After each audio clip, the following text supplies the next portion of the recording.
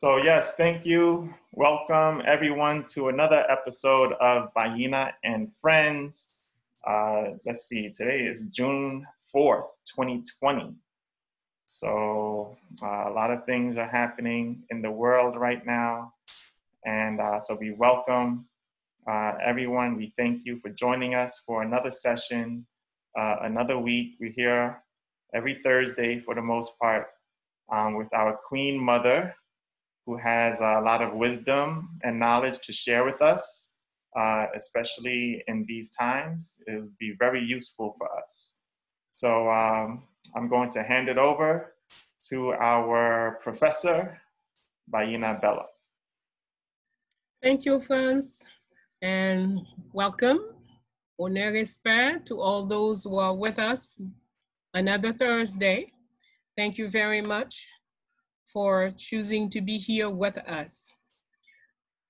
Nanon toutes ancêtres yo qui te créé, qui te goumé, qui te bâti, et puis li te pour peuple noir pas péri. Nanon tout si la yo qui te choisi marcher, courir, al bobo lan mo. Les ou pat wè ki jan yo te ka continuer tracer chimel liberté pour petit yo k'ap vin derrière. Moi salue nous toutes amis Bayyinah and Friends yo ak parole moun ki lutte pour liberté, liberté au soit lan mort. In the name of all those ancestors who invented, created, built, fought, and struggled so African children will not be erased on our planet Earth. In the name of those who chose to rush up and kiss death rather than live without freedom, I greet you, all the friends and supporters of Bayyinah and Friends, with words of those who fight for freedom. Liberté ou la mort, freedom or death. Our guest today is Professor James Small. Has run into a little something. He'll be a little late coming in, but he will take care of his business and join us a little later on. So our format will change a little bit, and we will do more interaction between the two, between me and all of you. Our subject is freedom. If you do not know what freedom is, how can you know when you don't have it? If you have never fought for freedom, if you have never developed a concept, try to ask yourself, how do I view freedom? What is freedom? How do I earn freedom? How do I stay on the road to freedom? How do I make marks so my children will know how to walk on the freedom path? If we've never asked ourselves these questions, then it's very difficult, it's very likely that we are not free. If we do not have a concept of it, we do not have a definition for it, then we do not know it. And if we don't know it, then we don't have it. And then anyone could decide to give us kakapulpu be, chicken doodoo for butter.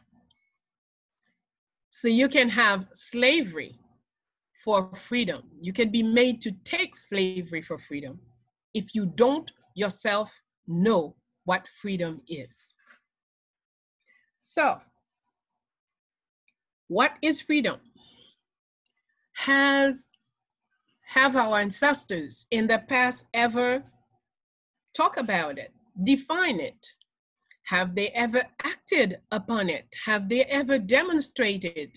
Have they left examples for us so we would know what freedom is, and then we would work at it to put it into our lives, to make it part of our lives, and to give ourselves the power to build a freedom road for ourselves and those coming after us.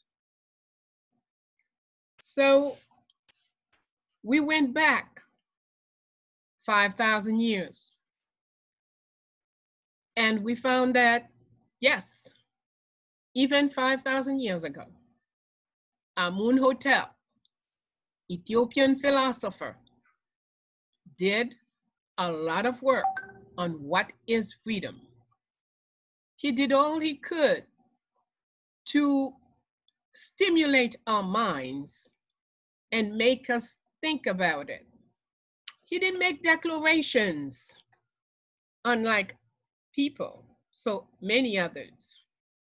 But his text starts with a question. His text is freedom, question mark.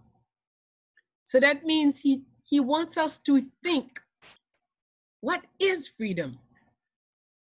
I might share with you what I think, but it is absolutely vital that you yourself come to an understanding with yourself as to what is freedom. So I did ask, I hope Franz did have a chance to send the text to some of you, but if not, I will read it, and hopefully while I'm doing the reading, some of you will get some of it. I did send to a few of you as well. But anyone who has it could share it with the others that are there. Because it's important for us to be clear on freedom. Otherwise, you will not know when you're not in the freedom path. Freedom by Amunhotep. Our first mistake was that we thought of freedom as a place rather than a continuation of a struggle. Tyranny never sleeps. And I would give myself the freedom to add to this sentence to say, tyranny never sleeps at all. Never, ever, ever. Tyranny is always at work. Our second mistake was that we thought of freedom as a goal rather than a launching pad from which to reach our goals. Without purpose, freedom hardly matters. Let me repeat that. Without purpose, freedom hardly matters. Our third mistake was that we thought freedom made us free. That, however, is license, not freedom at all. Freedom is being shackled to identity, purpose, and direction, and being in constant pursuit. I will reread the conclusion of the author. Amunhotep, 5,000 years ago, told us, freedom is being shackled to identity, purpose, and direction. And it is being in constant pursuit. So, let's take a moment and think of our lives. What is freedom? Where is freedom in our lives? How do we view freedom? Do we know what identity is? Are we sure about our identity? Do we have purpose? Do we continually have purpose? Do we know what purpose is? Freedom is being shackled to identity. What is shackled? Purpose. What is purpose? Direction. What is direction? Freedom is being in constant pursuit. What is pursuit? What is constant? When we're doing a serious reflection, we cannot take anything for granted. We cannot take any word for granted. We cannot assume that we know. Because until we question it, and until we answer our own questions, and until we get answers from other sources as well, we cannot have certainty. We cannot have convictions without questioning, without debating. So, how many people do have the text?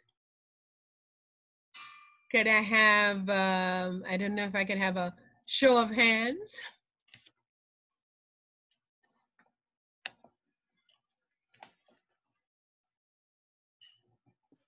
Hey, the text, I have the text. I'm going to bring it up on the screen. Do you want me to do that? Can we just drop it in the chat? I'm going to try. Okay, if it's possible. I don't have the text. Because we really would like some thinking. And for so many of us, it's important to read it with our own eyes. Even when we hear it, it's not quite the same.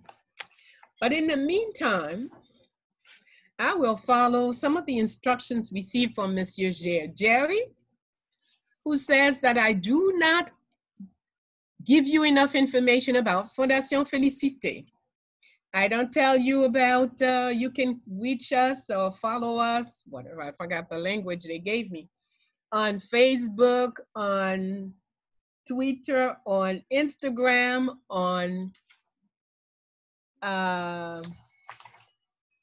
Instagram, on the website, Fondation Félicité's website,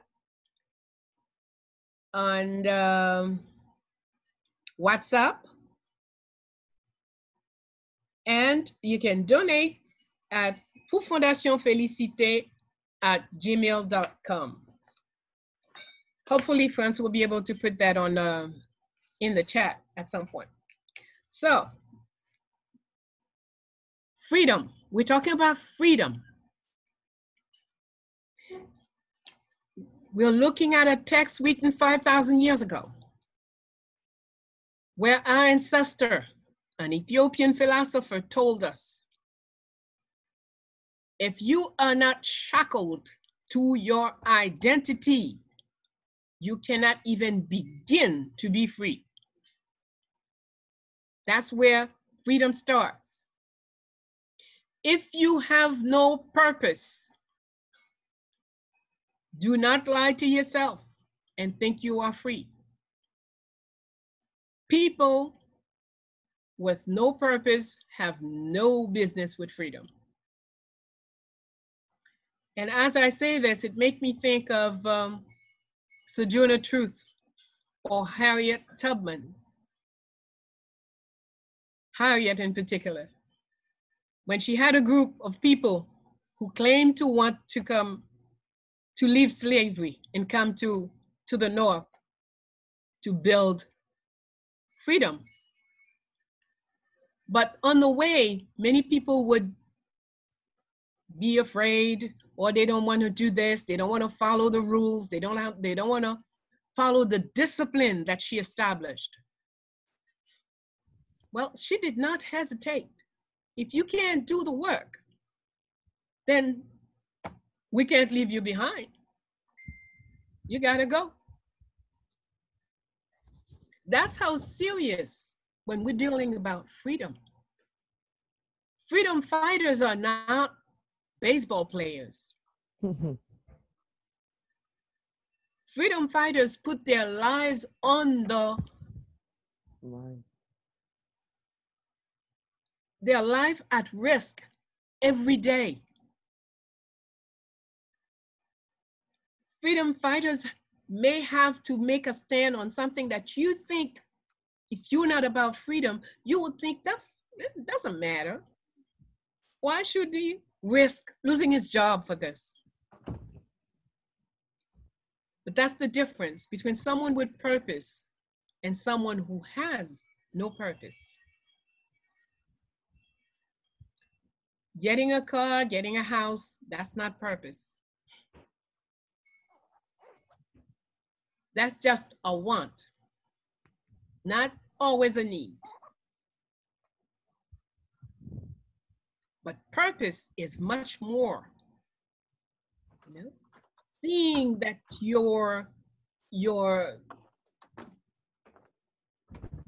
the next generation live a certain way, aiming to diminish the constraints in a society on our people, on our children. That is purpose. Aiming to know how to defend yourselves, whether by law, in a tribunal, or wherever you might be threatened. So freedom, can we be in a society that rejects us and we do not know what freedom is? We have no purpose, must have purpose. Could someone tell us what purpose, in their view, what is purpose?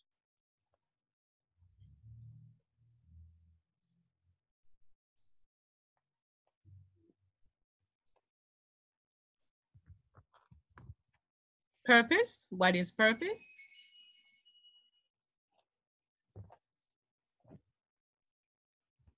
It's the reason that we're here.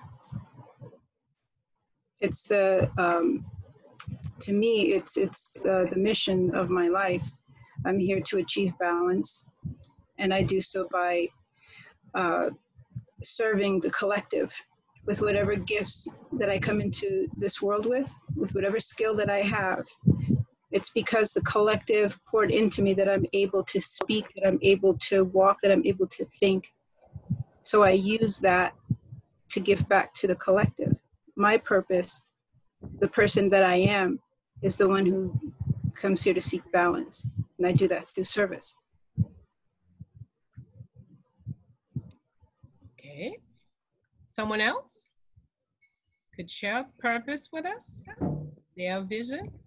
Yes, Jumbo, I think that purpose is something that we have in us, but as we sojourn on this life path, that purpose has to come out of us. It has to be developed and come out of us so that the gifts that we have in us will be delivered to the world.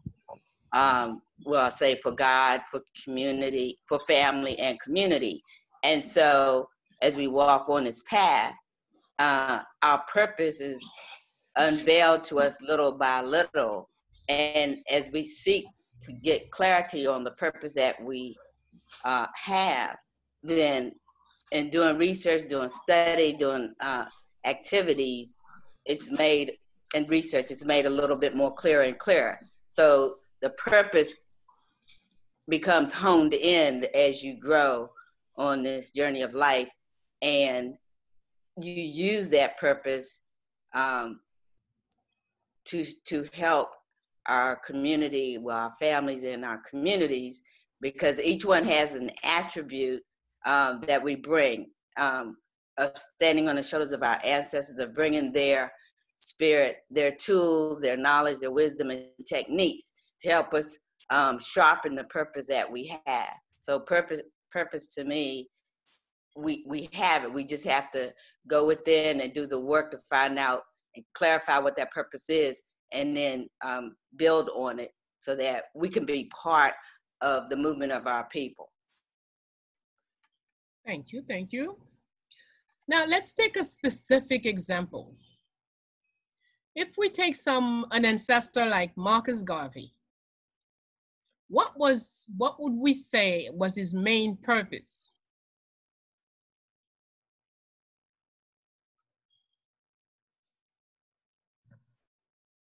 I would say his main purpose was to have a unity between the all Africans across the globe, no matter where you at, to unite or to be one.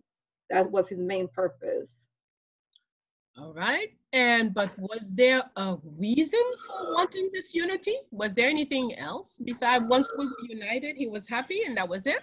No, economic growth was the reason for economy, so that we could be free economically, you know, have our own resources.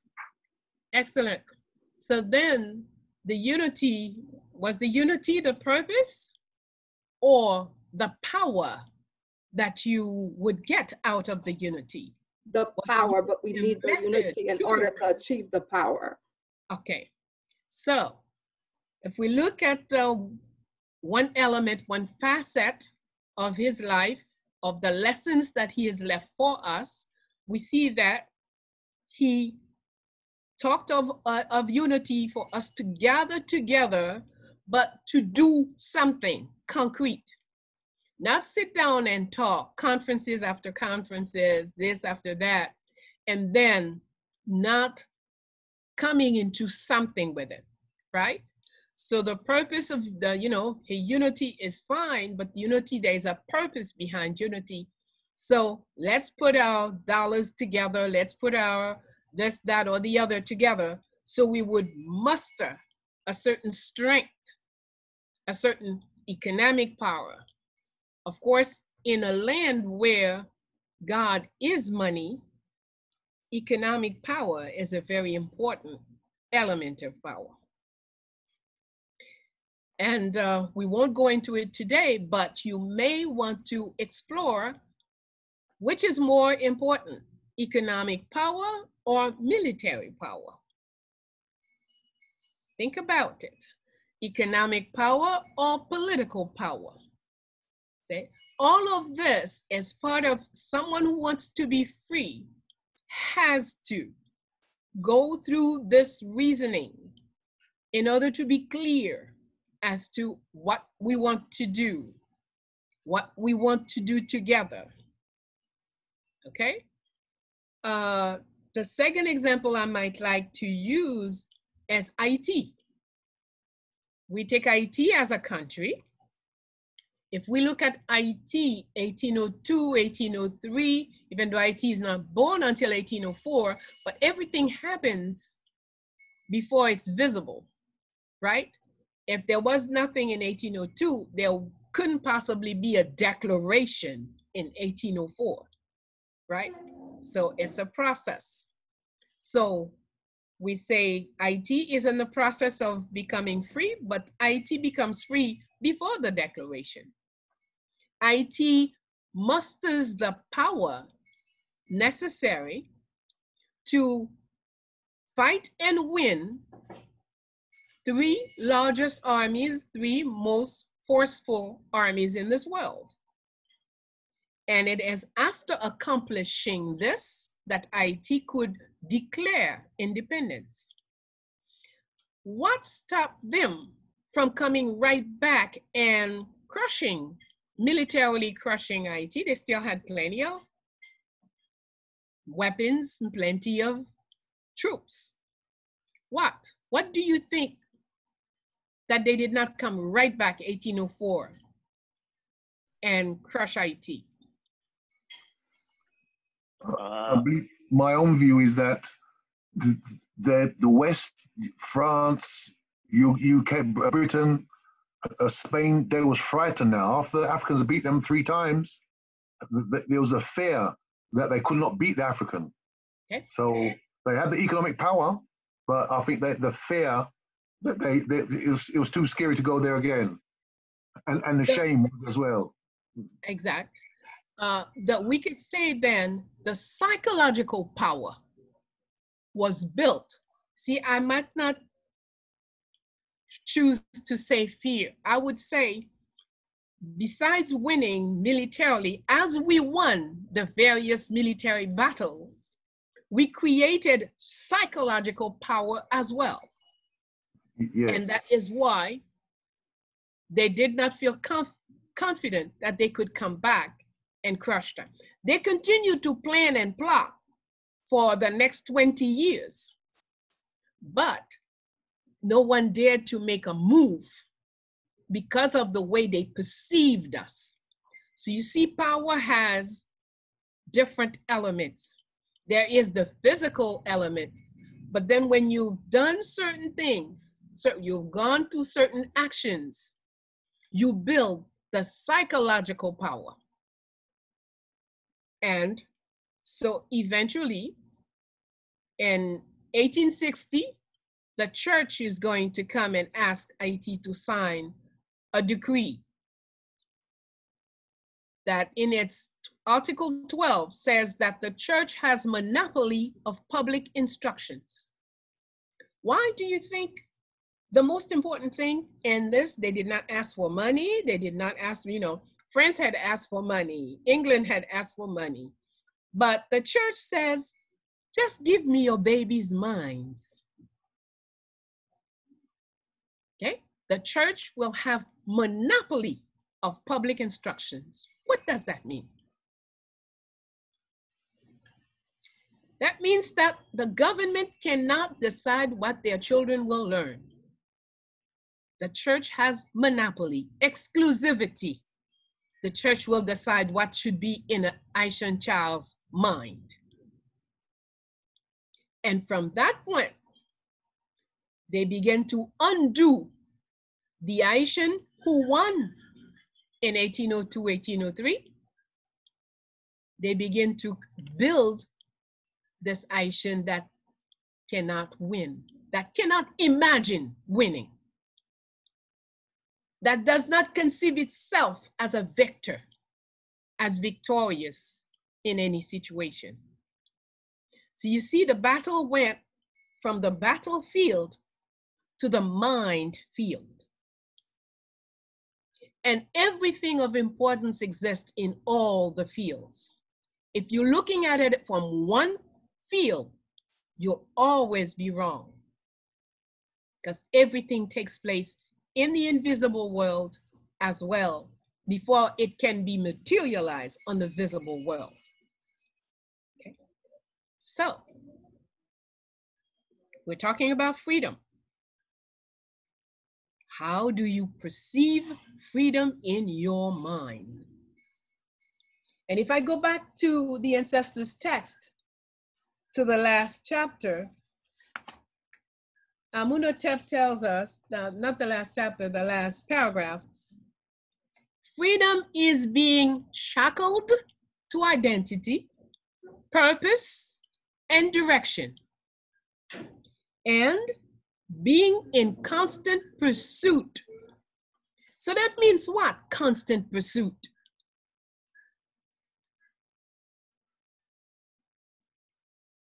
What is constant pursuit?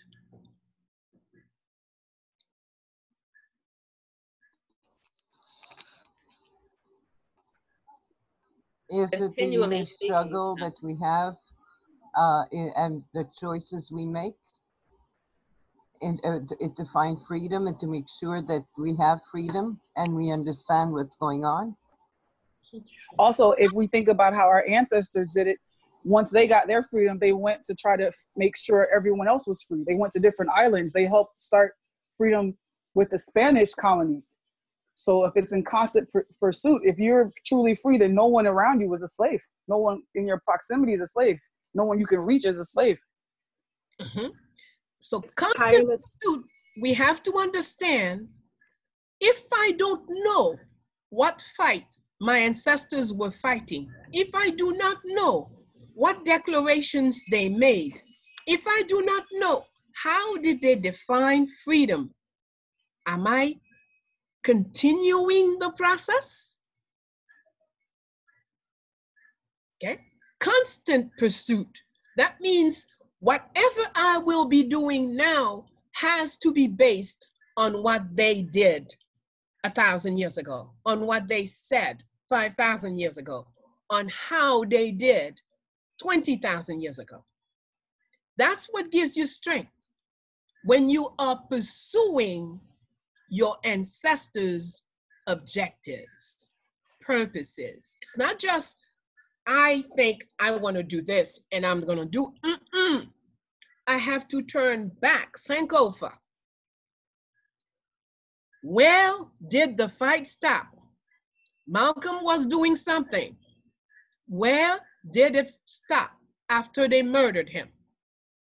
I need to pick up from where he stops.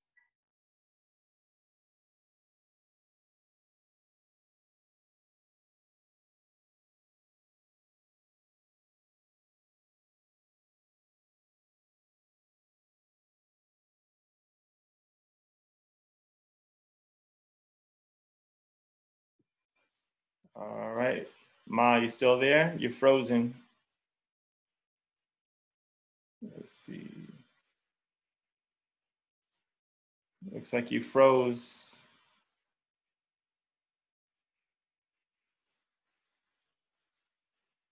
All right. All right, I see that there are a few hands. We'll wait until Ma gets back online. I see there's a few hands up. Daphne, Francine, if you guys want to share until Ma Bello comes back.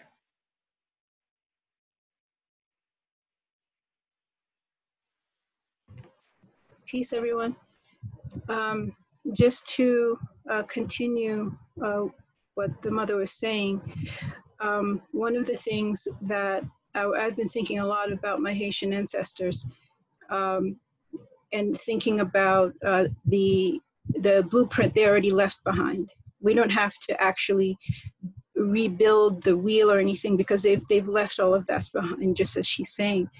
And I think one of the major reasons why they were able to continue that fight relentlessly is that they kept looking back to Africa. They refused to have it beaten out of them, even though it was beaten out of them, even though African people were being tortured, the spirituality was being tortured out of us, our name, our ways, everything about us, our beauty, all of it. And these ancestors relentlessly turned back to Africa. They fought to stay Black. And every time they did that, the spirituality itself just kept teaching them over and over, as it teaches us today. We are a component of this life, this universe, therefore we manifest exactly as it manifests. So if that's true, then we're going to break our chains in 5 minutes. You can't keep a person oppressed if they know who they really are. If they know that they are limitless, then you can't enslave them. And that's why it's important, as Ma was just saying, that the children's minds are being taken over now. The spirituality is being killed. Everything that we know about ourselves is being turned around and shifted into something that can be controlled to such a degree that people really are hopeless. But we don't have to be. We already know the truth because the ancestors left that truth behind for us in great detail.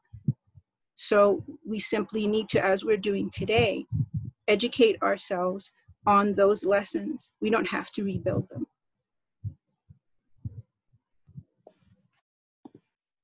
Thank you for sharing that. That was great, Nadine. All right, let's see. We are still waiting on Ma to come back on. So if anybody else can share some things. Yes, please. If there's some time. Go ahead, Daphne. Oh yeah. So I just, I would like to just send a message of encouragement, and hopefully, this will resonate with a lot of you.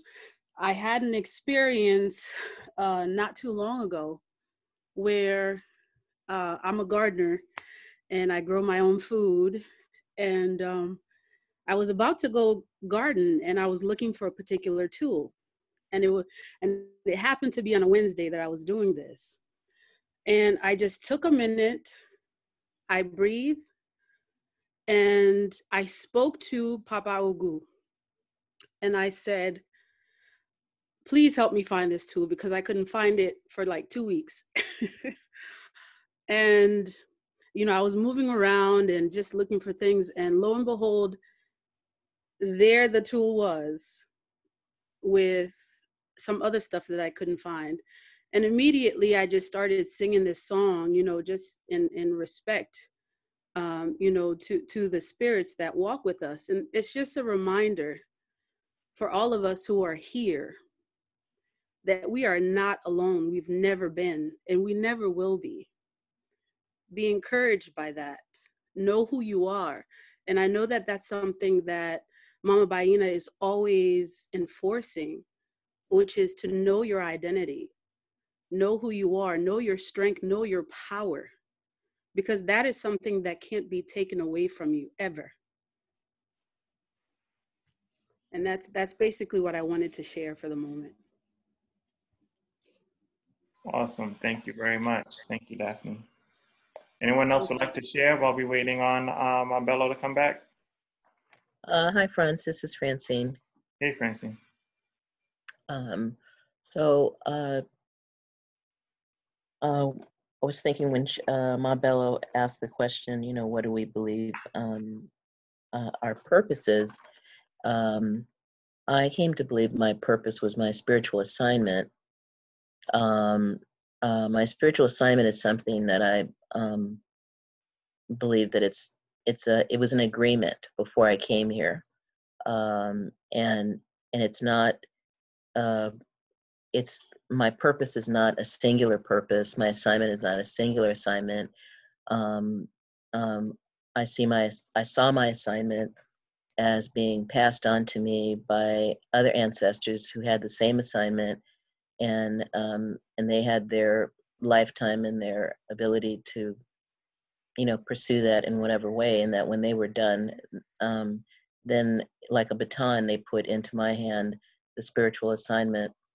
And but it also had to do with my authentic self and the quality of the divine that I am supposed to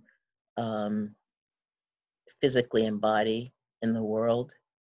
And I do notice that when I get around too many white bodies, that I have to step back and power myself up again. You know, like coming to talks like this, or, you know, workshops. I joined a Black spiritual church, and I noticed that these things power me up and support my African consciousness. And it did take another African like Amos Wilson, when I was listening to his tape on falsification of African consciousness, that woke me up. But then it's not just awakening up. It's like this continual awakening that I see as until it's my time to awaken back into, you know, the universality of the ancestors from where I came from. But also my purpose is my personal happiness. That's where my true happiness lies. And it doesn't matter how I practice that purpose. There's so many creative ways of doing that the universe gives you choices. And so it's not about failure. It's about just trying and willingness. And but I am learning I do have to take care of my physical body. I have to make sure that I don't get too much acidity in my body, because that changes my thoughts and makes me vulnerable to other people's mindsets, particularly the institutionalized racism mindset, that invisible thing that I became to perceive after Amos Wilson, ancestor, woke my mind up. That's all I have to share. Thank you. Oh, you're back, Ma Bello. Yes, I am back, and I'm enjoying listening to you. And I enjoyed the fact that my absence changed nothing. The conversation went on, and that is excellent. I congratulate you all. Okay, so we're looking at freedom. We're looking at this text given to us nearly 5,000 years ago. But is it the only one? No.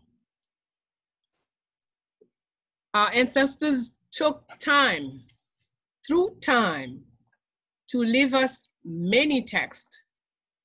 And today we're going to take us a peep at another one. This is called, oh, I only have it, I have it the French here.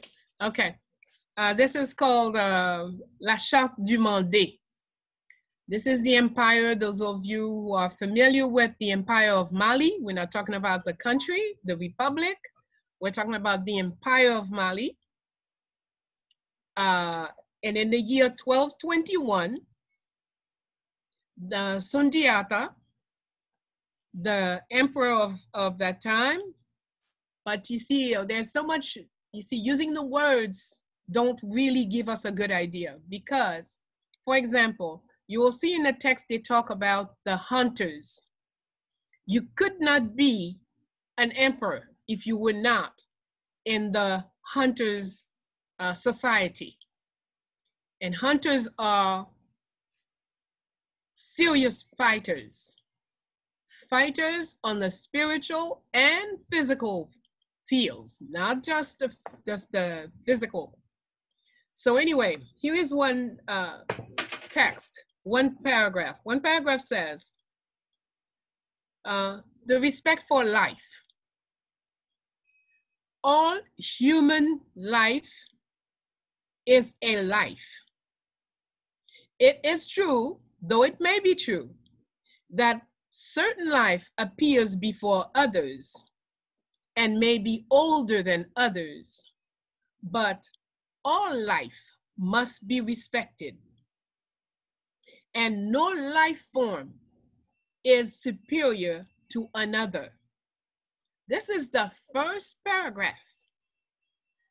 They're talking to us about life in the largest sense, okay?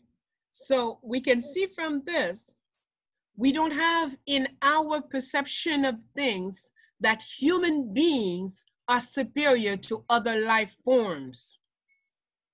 All life is equal. A life is a life. The second paragraph talks about repairing the wrongs done to others. The third paragraph talks about the spirit of family and the importance of education. We're talking about what year? This text, 1221. 1221. That's quite a few years back. The fourth paragraph tells us about love of nation. And it says this, part of it says, everyone has the duty to watch over the land of your parents and the entire nation. Every piece of land is important to all humans.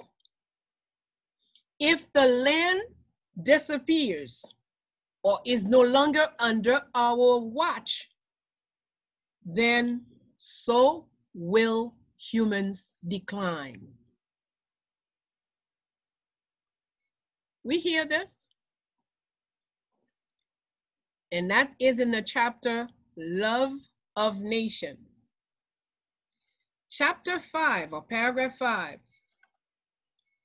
the abolishment of famine and slavery. Now, I was fascinated by the fact that famine and slavery always work together. They always bring them together. It's as if one doesn't work without the other. Famine is a terrible thing. Slavery is a horrible thing. Those two things are the most horrible of all things on our planet Earth. Centers. There isn't anything worse than those two things in this world. As long as we have our weapons, famine will no longer kill people nowhere on our empire.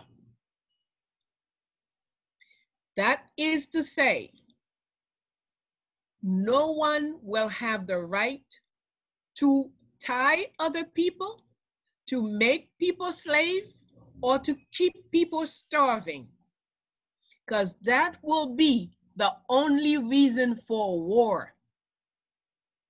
We will take our weapons against anyone doing this. Famine and slavery.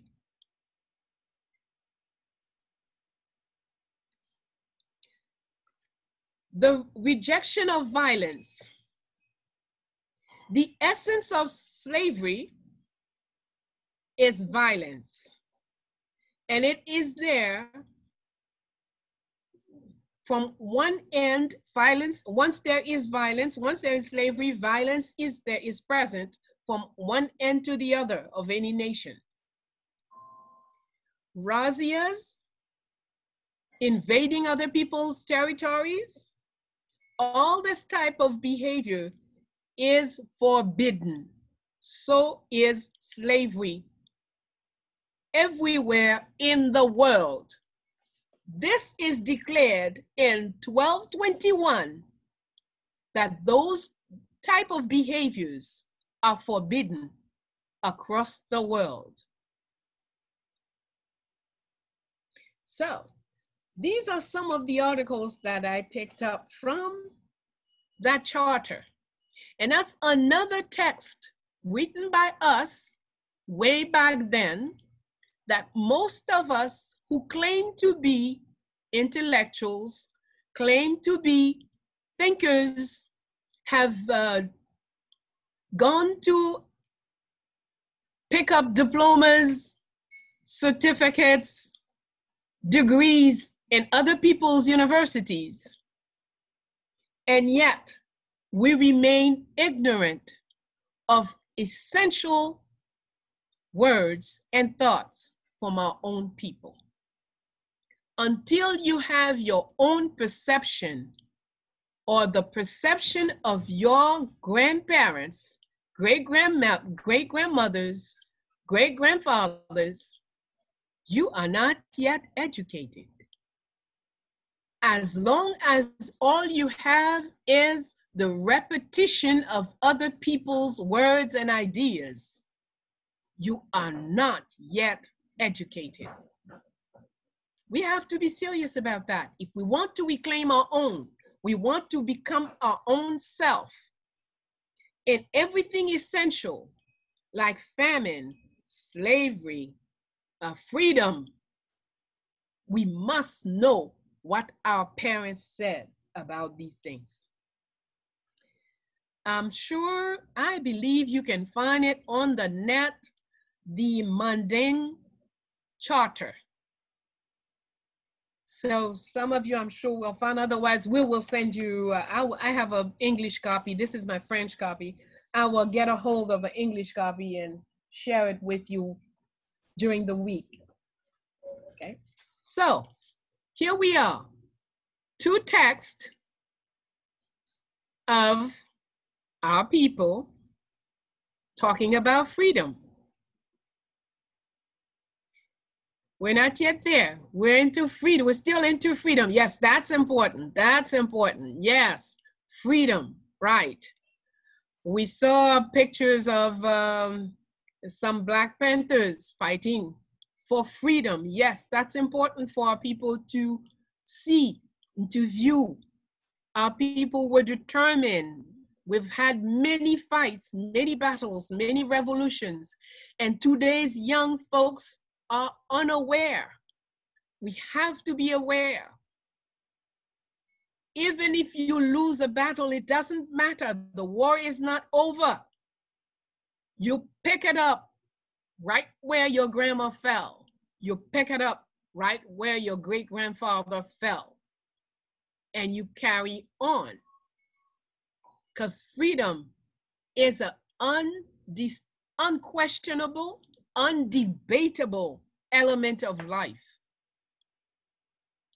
We cannot negotiate freedom. We must give ourselves freedom. And that's the biggest lesson that Haiti gave to the world. That no matter what the situation, we were able to rise up from within ourselves, find the strength, find the power, and bring ourselves to freedom. We did it then, we can do it again. And one of the things I love about one of the description that Dessalines left for us, he says, if you're Black, then you fight for freedom. That's the definition of Blackness. If you're not fighting for freedom, then you're not Black. We don't know what race you may be. That you will determine it yourself. But once we see you fighting for freedom, then we know you're a Black person. We don't care what you look like. Actions is what counts for us, not words, not appearances. All right, so let's talk a little bit about famine. What is famine? This chart about freedom tells us the very first thing and the most horrible thing in this world is famine and slavery. What is famine?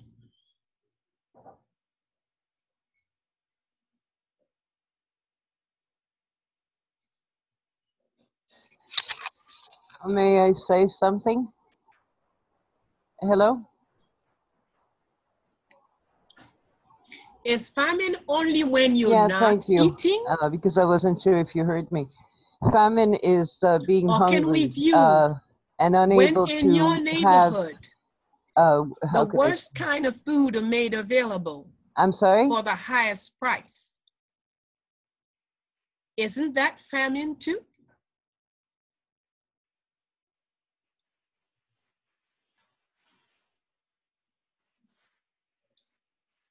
When we go to a store, even the same brand store, we go to this neighborhood and we look at all the meat is Black.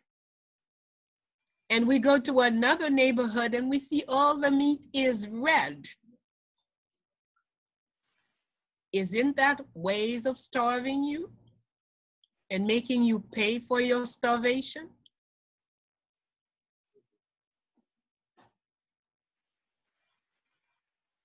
What is famine?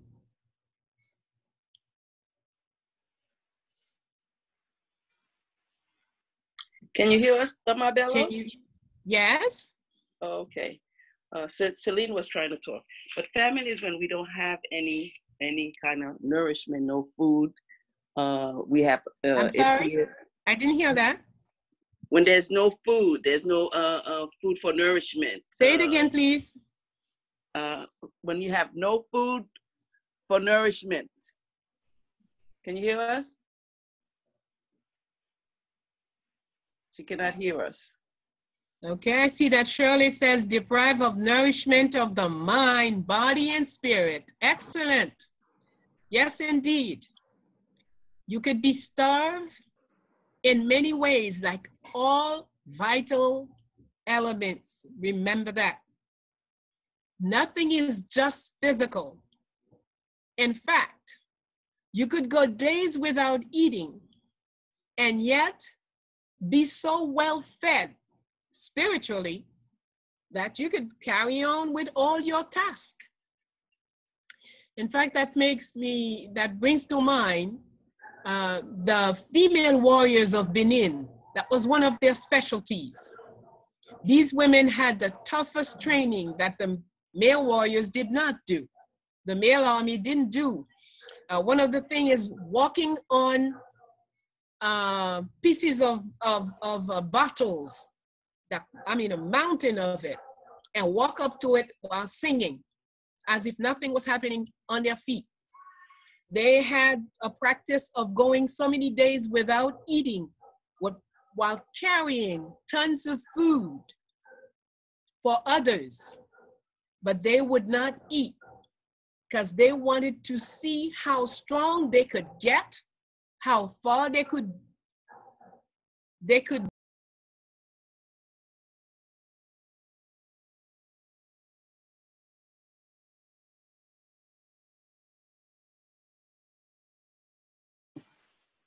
All right, everybody. It looks like Ma Bello is having a connection issue in IET, and she just dropped out again. So I'm still over here trying to let people into the waiting room, but if there's anyone that would like to share, please, you could just unmute and share your thoughts. I know there's a lot of different things happening in the world today that you may want to share your viewpoints. I put together a little slideshow that Ma Bello is going to get to eventually, but feel free to share and have it's a pretty much open mic night on Bayyinah and Friends until we get Ma Bello back.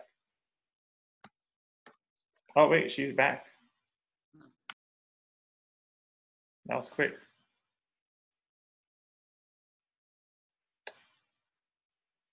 Oh wait, yeah, God, she's probably has to go through the waiting room. She's on mute. She's on mute, I see that. All right. Okay. Okay, thank you. Yes, so we say famine and slavery, very close, they're partners. Generally, they will use, anyone who wants to create a slavery system will create a famine system, okay? You could have plenty of food, but if they have created famine in your mind, you could starve with plenty of food around you while you're eating food.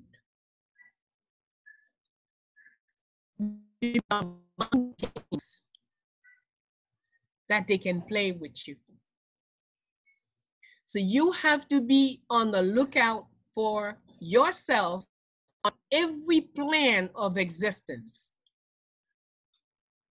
The physical plan is not enough. The psychological plan must be taken care of. And most of all, the spiritual plan must be taken care of. And that's the hardest for anybody to touch you. But if you don't take care of your spiritual being, then you become an easy target. All they have to do is strike at the body and that's it. So we have to feed ourselves, of our ancestors, of our ancestors' words, of our ancestors' images, of our ancestors' strength, of our ancestors' power. About a week after Haiti's independence in 1804, General Maitland from the British Army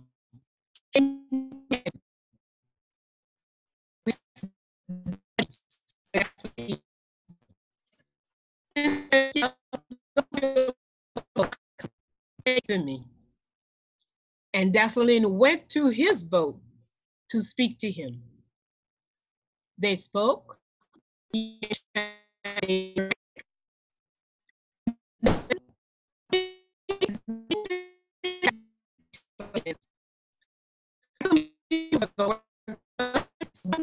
Of independence, and from this point on, the British Army will secure your independence for you. Dessalines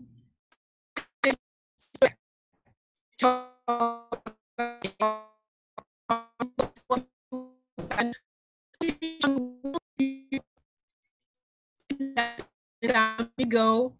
So he's walking away from the boat and Maitland is with him. Maitland said, but you didn't say anything about my offer to see your independence. Hey,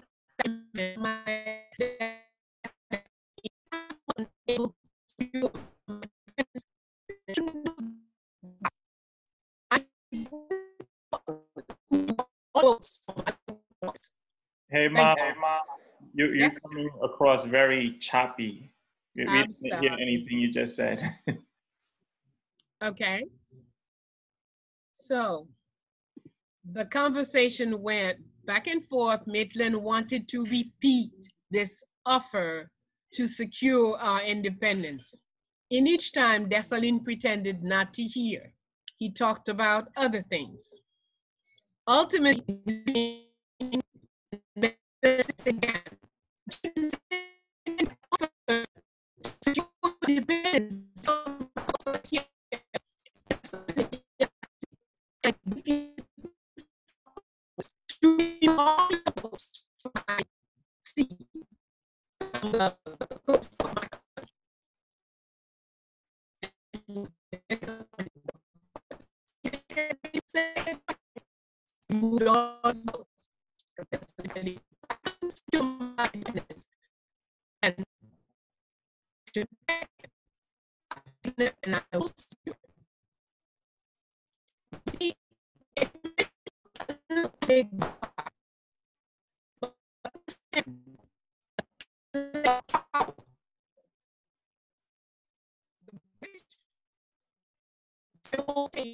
to show off all the boats he had, to show off the power that was his. And if it was somebody else, and they would have probably trembled looking at all of that. But that Dessalines was a different kind of man. He looked at the boat with no interest and gave him an ultimatum to get out of here 24 hours max. But how many boats did he have? How did he fight? What was his intention? We don't know. But we knew that his mental was well fed. We can understand his mental was fed. His spirit was well fed. So he was not frightened by the number of boats somebody came up to him with. That's what we talk when we talk about power. How you view what is in front of you. How you view your adversary. What happens inside of you when you look at this other person? Okay. So, but I did ask you a question. I haven't heard any comments on it yet. Famine. What is famine?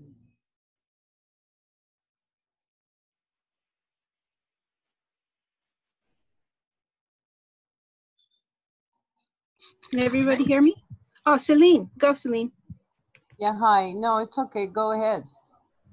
Because for me, famine is when you don't have any spiritual food, physical food. You may go hungry physically, but it doesn't mean that you're going to starve.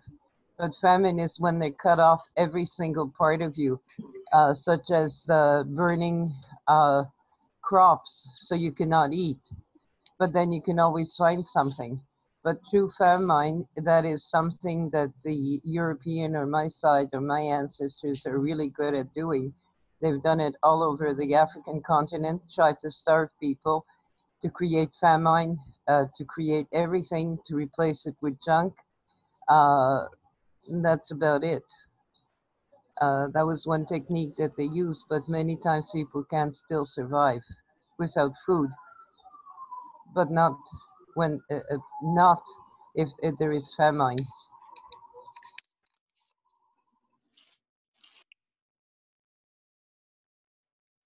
Yes, This is Mona. I would like to add on to that is that there are so many forms of famine, like Ma said, the physical, psychological, and spiritual. And one of the things that we are purposed to do on this life journey is to discern and find out if those types of famine, how they need to be replaced or reshaped, or how we get past that famine. And as we develop and research the right types of foods, the right type of living styles, appropriate types, how to feed the spirit, how to build on these things, then we become more skilled and better equipped to get around the famine game that is being played. And for me, my responsibility, one of them is, as I learn and hone my skills, to not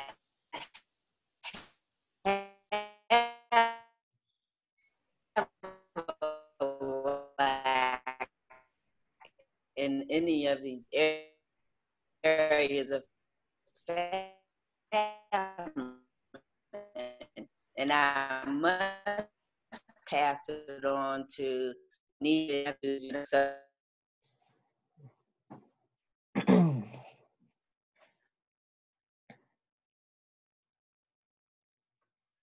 Hi, you were breaking up.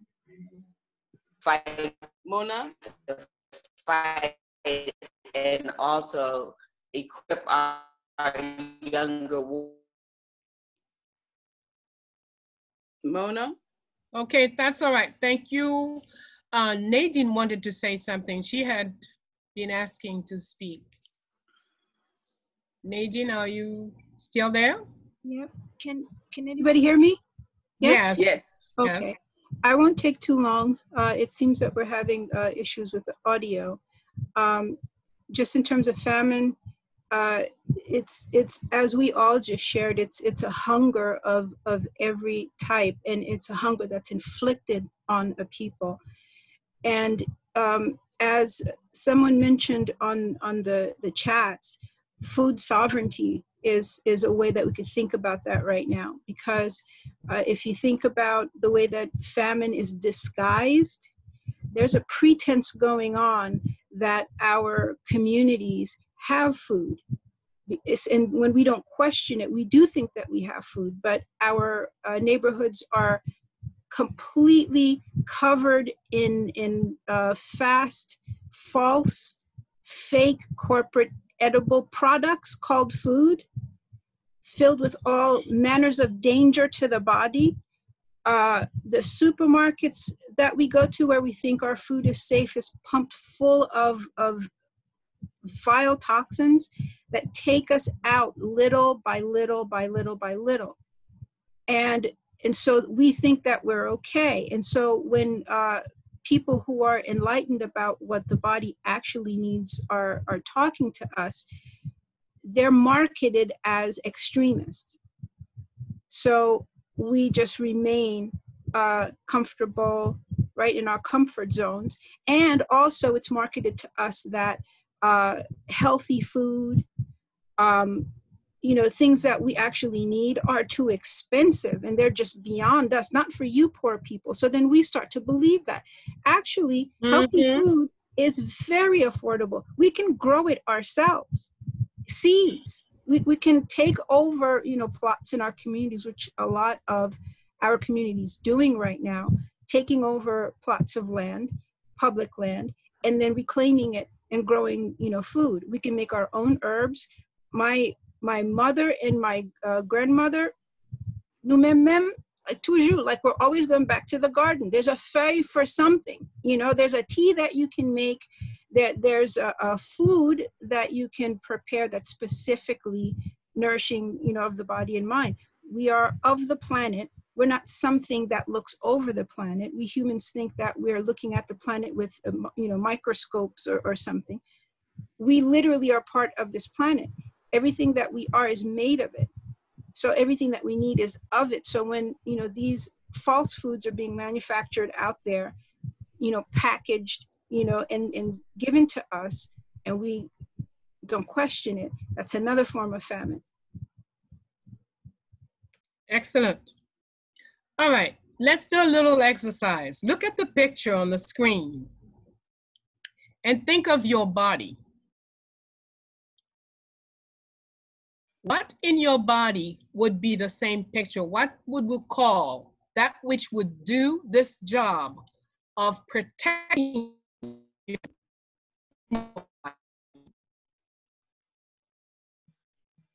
Your blood, your white blood cells, your skin, excuse me, your immune system. excellent. Okay, everything that we do, the sister just said, we are part of this planet. We cannot think anything that this planet, everything that we're thinking, because everything that we are is everything that the planet is, cosmos is. So if we understand something in one level, we can simply look at it and comprehend it in other levels. So yes, the system. It works something like these brothers standing there, ready to fight anything that will come to harm us. And that we call the immune system. So if there is a problem with immune system, we need to do to make our immune system strong and powerful and able to defend us.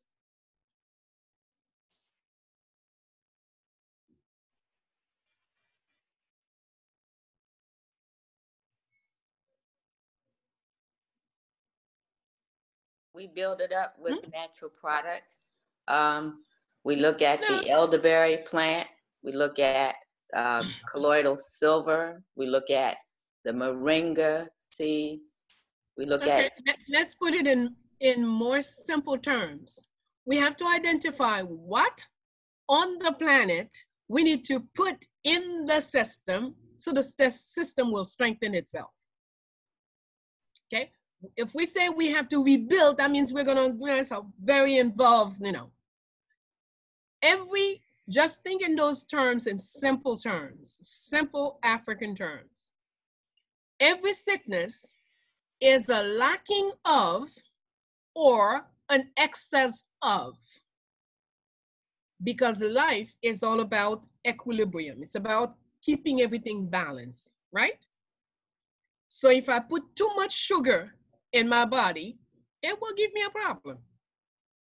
If I don't have enough, it will give me a problem. If I'm lacking zinc or I'm lacking carrots, the elements from carrots or from watermelon or from the sun, I will have a problem.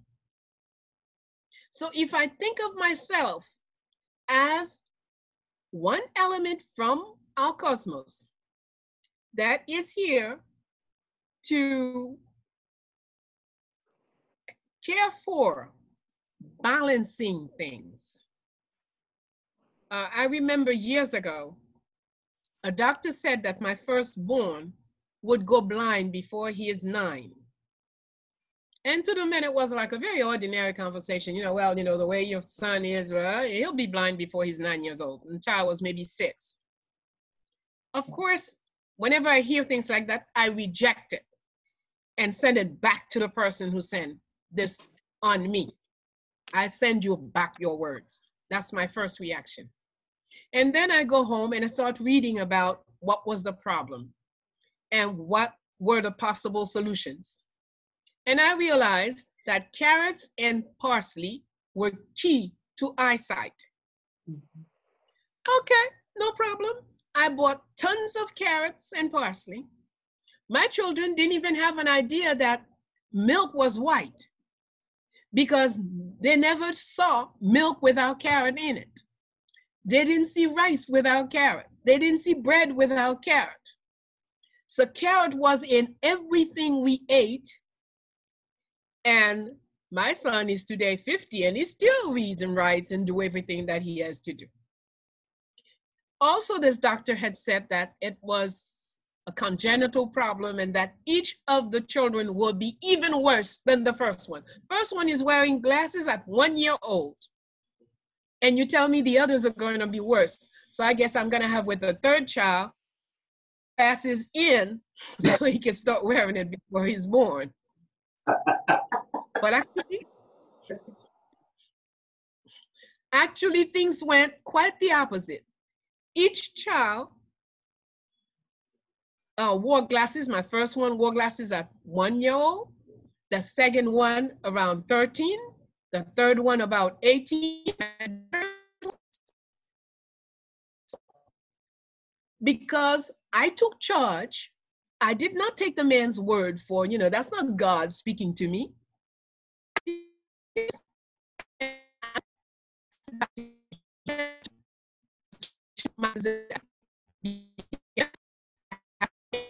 The power to correct the situation, and I did.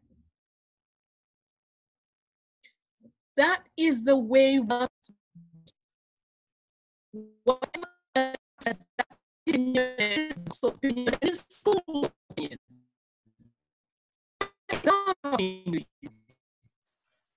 so you must look for the solution to your problem, whatever this problem may be.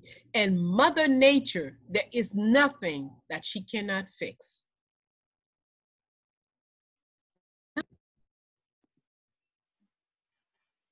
I hope all of you know that one of the cures for this thing that's going around is the sun. Make sure you spend 20 minutes to a half hour every day in the sun. The sun is the best medicine. Of course, there's certain things that you need to eat, etc., but the very best thing for you is sunshine. It's part of all the cures that I have seen all over. So, but they won't say that because you can't buy it. If they were selling sun in the pharmacy, they'll tell you that you need sun. Okay? So you do need the sunshine. So okay.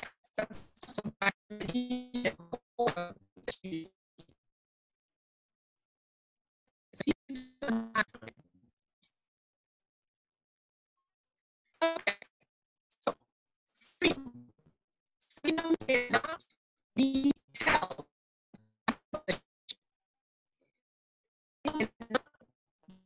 without purpose, without direction, without a knowledge of what happened in the past.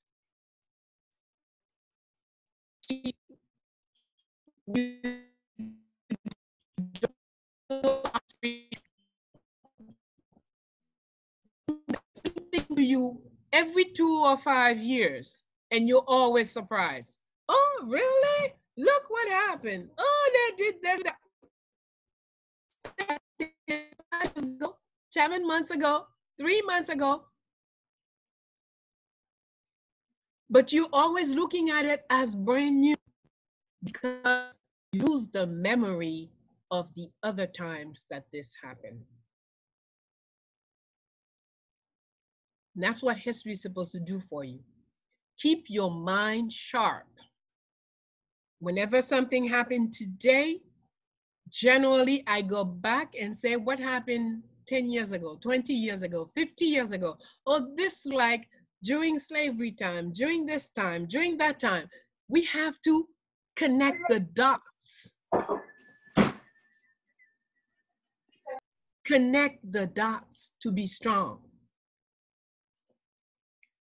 Okay, so that was, are we in time?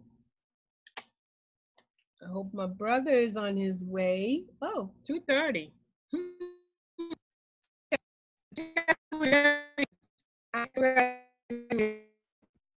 Now, I would like for us to look at another chart.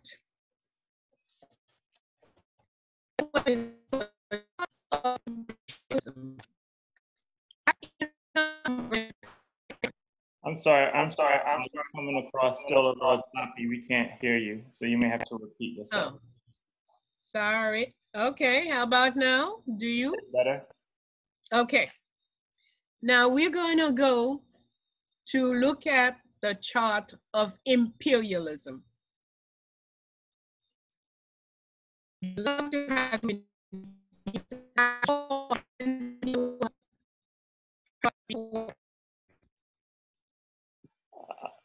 We didn't hear that. Sorry, repeat the last thing you said. I would love to know how many of you have heard of this chart before. Didn't hear me? Never heard Yes, of ma'am. it. I never heard it before. That, but yeah, but I haven't. I've never heard it. Okay. Now let me read Article 1 for you. Article 1, from currency. Currency of imperialism. Governing the riches of the planet, our policy is to divide to better rule, dominate, exploit, and plunder to fill our banks and make them the most powerful in the world. Did you hear? Yes, ma'am. My brother is sharp. Go ahead, Franz. That's right there. Very important. The other one that I want, Article 7.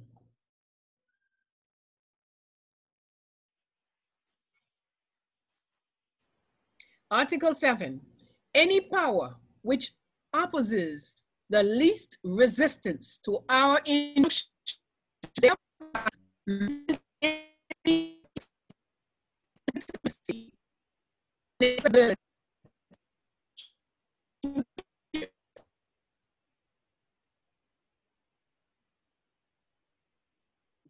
You may repeat Article 7, Ma. You went out. Article 7. Any power which opposes the least resistance to our injunction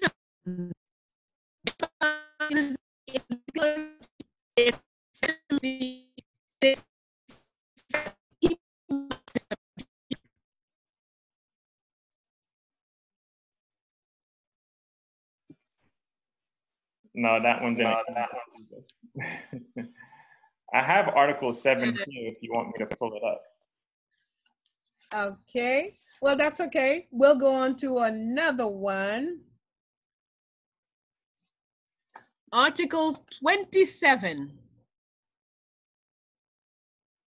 Article 27.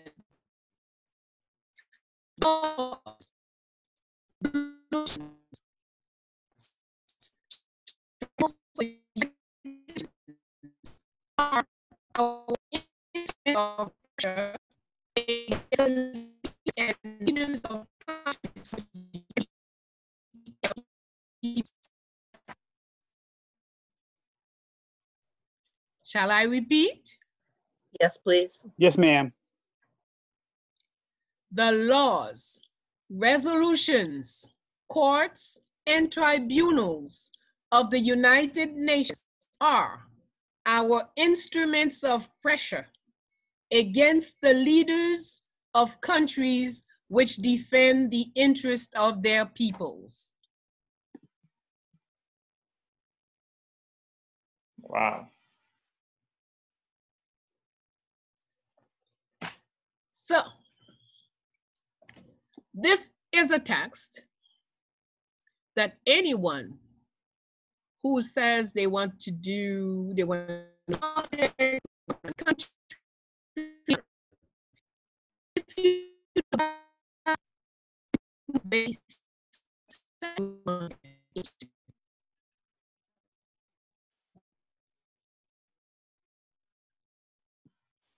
Yeah, sorry, Ma. Sound is not coming good from your end today. Sorry. It's okay. You go in and out. Okay, let me try again. Yes. If we want to do anything serious in our countries, we must know the agreements that others have among themselves.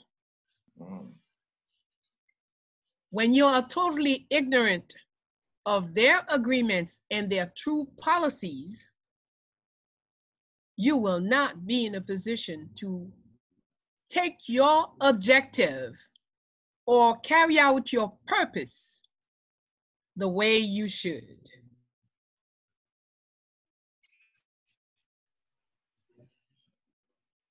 You heard that loud and clear. So, Love to hear it again, though, please. Could you Article say it again? 28.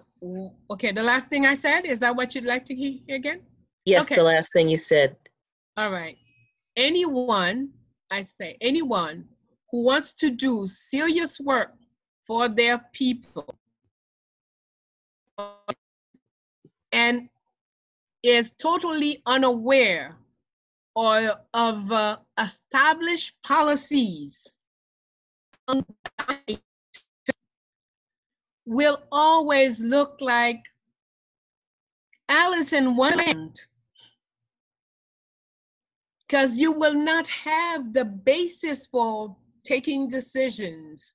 You will not have the basis for understanding the world in which we live, because no country is an island. No matter where you are on this planet, you have to know what's being plotted everywhere so you can make the right move where you are. But if you're ignorant of other people's plans and plots, your chance, you do not have any chance. And those 2, 1803, 1804, 1805, 1806, and IT. Because when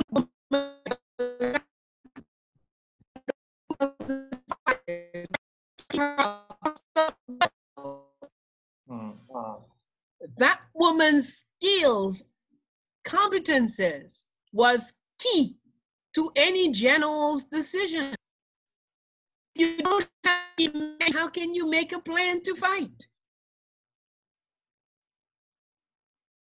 Which woman, you broke up when you were talking about the woman. Which woman? Marie-Jeanne. Marie-Jeanne is the woman who had over 2,000 spies working for her across the world. Her generals couldn't make the right strategies. They could not make the right plans.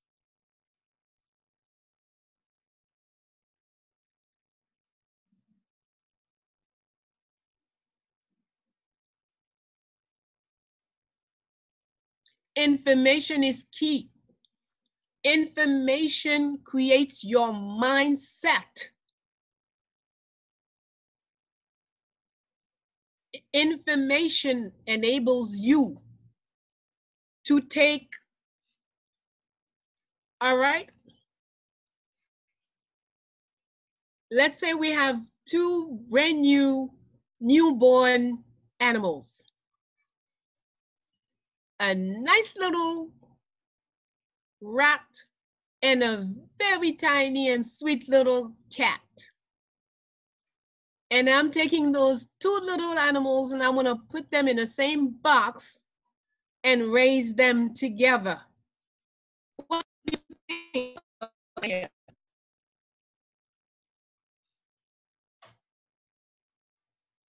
Very volatile. I'm sorry? I said it's a very volatile situation. Why? I don't want to assume that the cat will eat the rat, but just, eventually if hunger strikes and it needs it, then it might happen. The cat doesn't need to be hungry. The information in the cat's brain is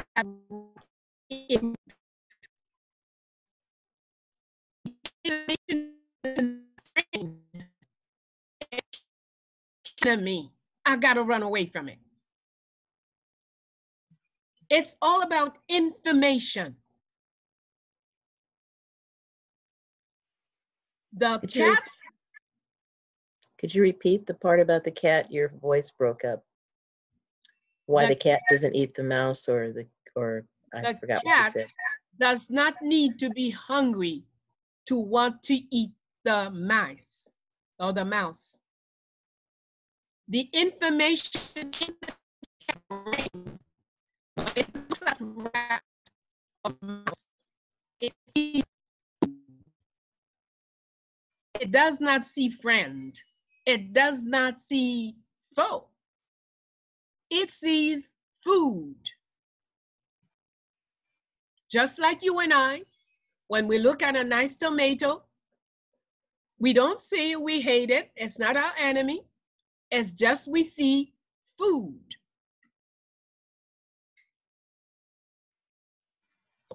The mindset of every living thing has determined a lot of things already in the mindset. So if someone has a mindset that says, oh, that's a woman. Woman don't know nothing.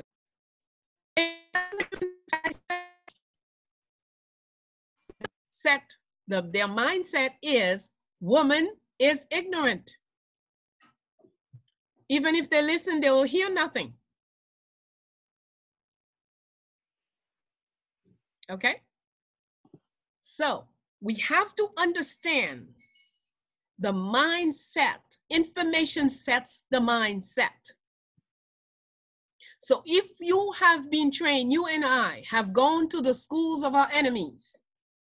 We have gone to the schools of people who hate us and think nothing of us. What do you think we have in our minds?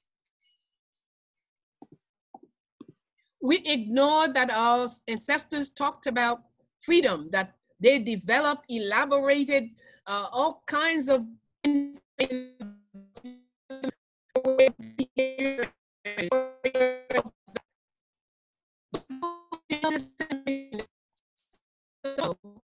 look like us, the reference. So we need to do a real cleanup job. We need to do a cleanup job. We have to change the kind of information references that we're putting into our minds.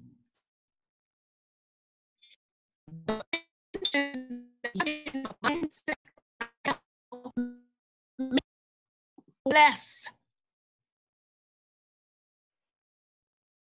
Even if we're 10 times bigger than the other one. Because he looks a certain way, she looks a certain way, we think of that person and we think of ourselves as powerless. That has to change.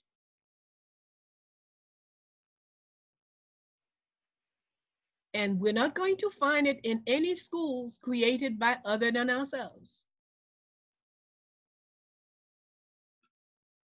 So,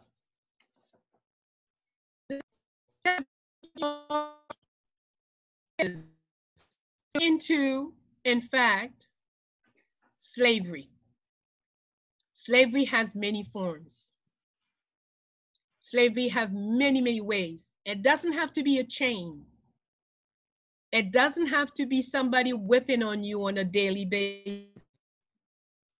But you have a mental structure that predisposes you to submit to others that don't look like you.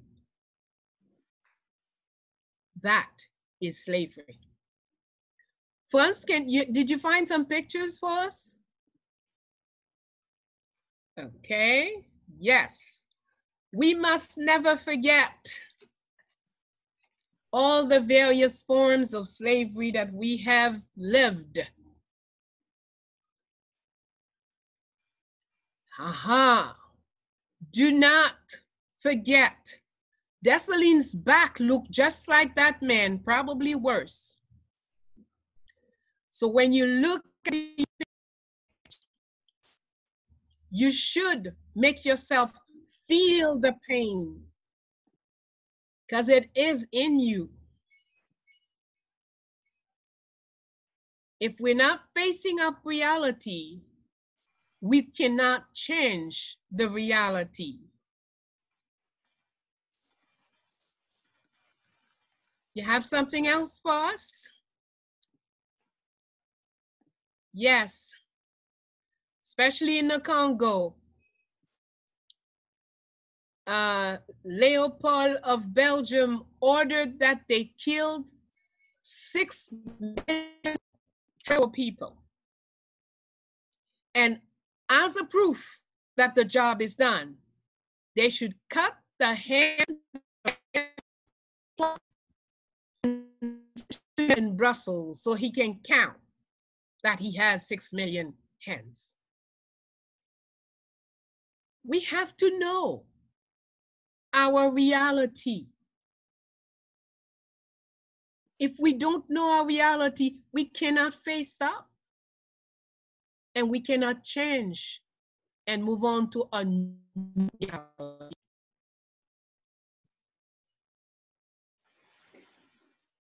Yeah, I'm sorry, I didn't properly explain what this picture was, Ma, but this was one of these doctors who were experimenting on enslaved women for medical purposes, gynecology and stuff. This doctor, I forget his name right now, someone in the room might know, supposed to be the founder of gynecology or chief gynecologist, but he experimented on a lot of enslaved Black women without anesthesia.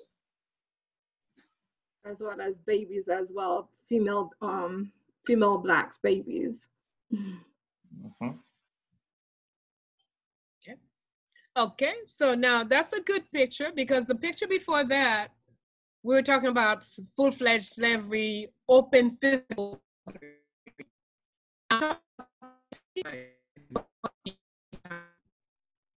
science time. His name is James Marion Sims. Thank you. Good job. Okay. Whereas people feel free, certain people felt free to take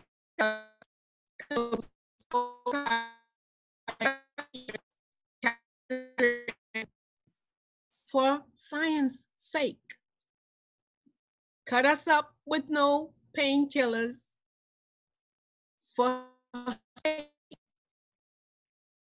So, has this slavery stopped? Don't answer. Keep your answer to yourself. Has it changed its face or has it evolved? We must face up. If we want to change anything, we must face up to reality. That's nice Sunday afternoon picnic. Everybody goes to have fun.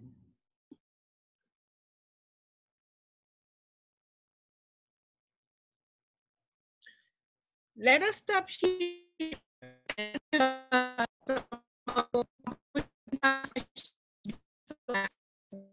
Two pictures. I'm sorry, Ma, we didn't catch the last thing you said. Can you repeat, please? Okay, I said let's stop and take some questions before looking at the last few pictures. Yes. Thank you. Okay, everyone. So thank you for being patient. I know we had a lot of audio issues. We don't know if these are natural issues or somebody is trying to intercept the message or interrupt the message coming to us from IET. But if you have a question, go ahead and raise your hand in the participants room, and then we could go ahead and we could start asking questions of our Ma. So please first, remove that and put freedom. That's our subject. Put freedom on the screen, please. yes. Thank you. Okay. So first question I have is from this, well, this hand was up for a long time. Terrain. Terrain, if you're there, you could go ahead and unmute yourself and ask a question. Thank you. Terrain, are you still there? Terrain? Yes, I am. Are you hearing me? Yes, I can. Yes. Hi, Ma. Thanks for having us today. So my question today is a two-part question. So right now there's a lot of protests happening. And the question is, how do we go about separating and identifying the wolves dressed as sheep? And the second part of that is, I'm sorry, say that again. I didn't catch it. how do we go about identifying and separating the wolves dressed as sheep in the protest and what's happening around us? And also, how do we protect ourselves on the spiritual side and send spiritual help to those who can't be on the front line? How do they spiritually protect those who are on the front lines? Excellent. So precisely, spiritual work is not done on a haphazard way. It's not done an instantaneous way. Unfortunately, most of us have been conditioned to turn away from spirituality. Some of us think of religion as a form of spirituality, which is not. Religion is religion, a business of selling an image, a given image of God. So if one wants to be fully her himself, has to find a way to tap into that religious, that spiritual force inside. Now, in this time, here is my view. Mobilization is fine because it enables frustration to be aired, and it also brings in, it turns and stir energies. People are more alive. People that we thought were totally aloof to everything, and we'll be surprised and see them in a demonstration.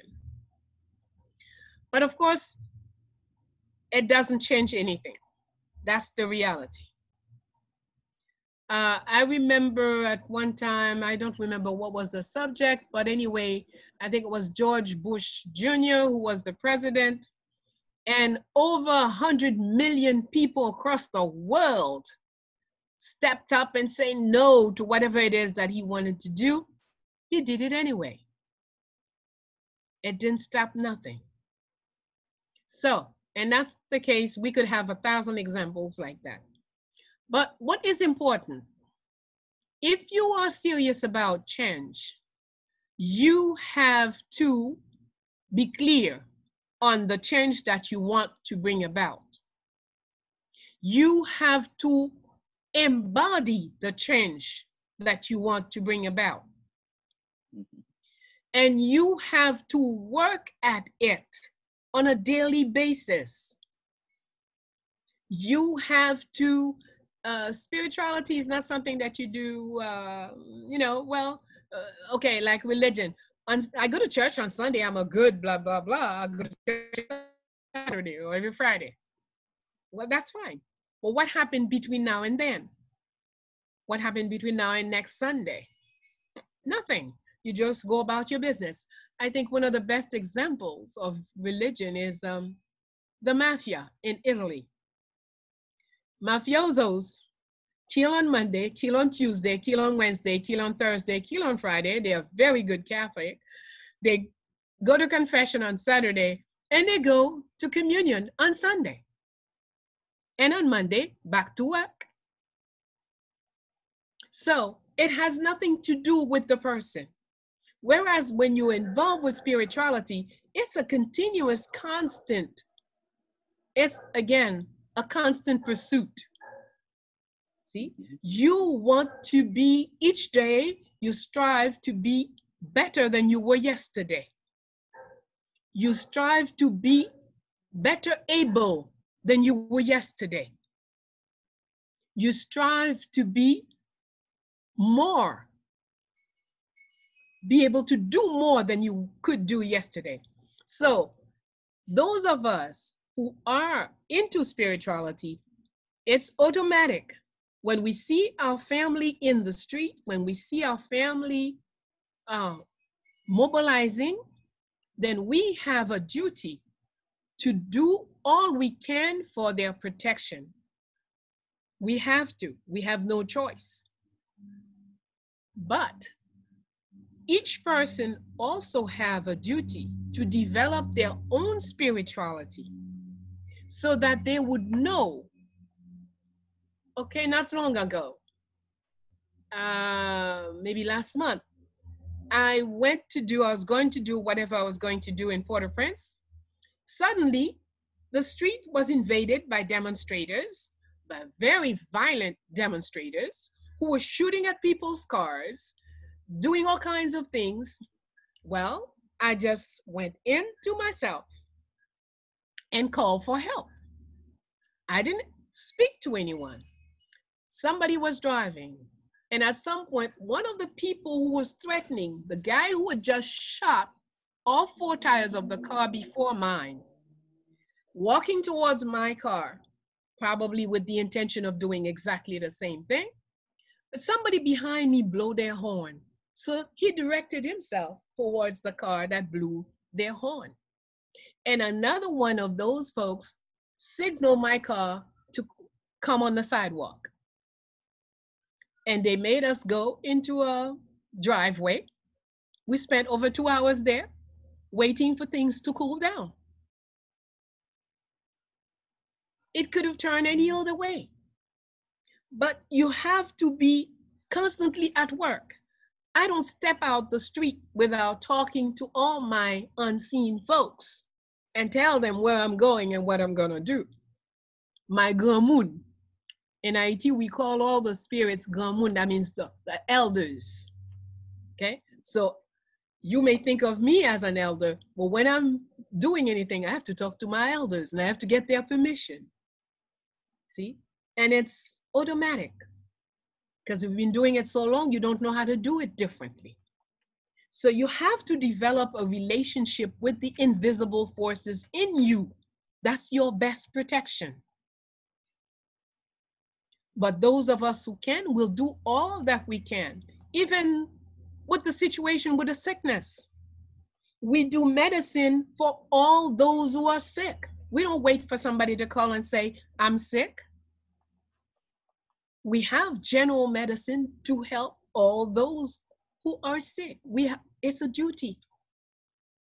And we invite all of you who can, who are in a situation.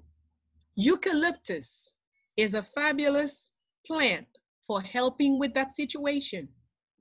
Burning it and letting that smoke go and add your wishes to it, you could help the world. Basically, writing a petition on the eucalyptus leaf. Sorry, I didn't catch that. So what you meant by that is writing your petition on a eucalyptus leaf and burning it? You can also, that's also, but even just if you speak out your petition as you burn the eucalyptus leaf. But if you want to get more specific, yes, you write it on the leaves. All right, thank you very much, Lorraine. Thank you for the question. Okay, next question we have from Francesca. Francesca, go ahead, you can unmute yourself. Ask a question, please. Hello, everyone. Hello, Bello. How are you? Good. Thank you for having us today. Thank you for taking your time and doing this with us again today. I don't really have a question. Babe, can you please get Camille? Babe, get Camille. I don't really have a question. What I really wanted to touch on is the thing about freedom, about what we are talking about today.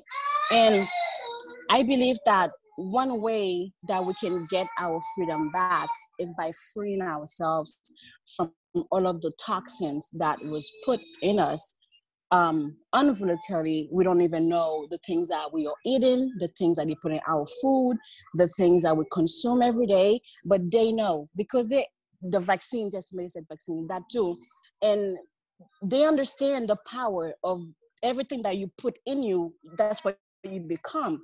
Just like what you eat is what you become. So they want us to not know what's good for us to eat. That's why if you look at even here in the United States, in an environment where most Africans live, you'd see a bunch of liquor store, candy stores. They don't put nothing or nothing that encourages you to eat better. And that they're not gonna do that. Which is why I came to understand that from my family line, a lot of us had problems with diabetes. And I asked myself, why? Why does everyone has problem with diabetes? If my grandmother died of the same thing. And even today, my grandpa has diabetes. And I'm like, all these things are things that we could heal ourselves by eating better. Teaching our kids.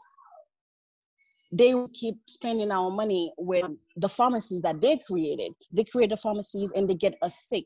But we don't know these things. And that's why we have to start learning and teaching our kids onto how to make themselves better so they can take action on the things that they need to do, and by consuming things that are good for their body so that they can think straight. Because certain things that we eat actually numb us down. They put things in the food that actually doesn't allow us to process things right. Example, after you eat a big plate of a bunch of meat, you get so drained and tired. They know these things. That's why they encourage us to eat more of it. Eat more of it. I remember as a kid, they wanted me to eat so much meat. I'm like, why? It's because all of us were taught these same things. And we have to start teaching everyone else how to eat better for themselves, because that's how we become better. Because we are what we eat, and everything that we eat, if we eat more greens, then we'd be more green. If we eat more of nature, then we would be more like nature. If we eat less animals, then I guess we wouldn't. And then they say that we act like animals. But that's pretty much what I wanted to share, because I think that's also a form of famine, also depriving you of what you really should be eating for your body. Yeah. Mm-hmm. Absolutely. Remember we said everything is on every level. So you have to you have to deal with it physically. Now here is, I don't know if you can see. You see this? That's sour lemon.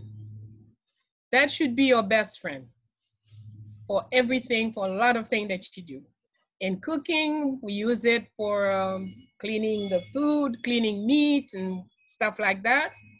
But this salt, see, it's not fine salt, it's coarse. I don't know what you call it.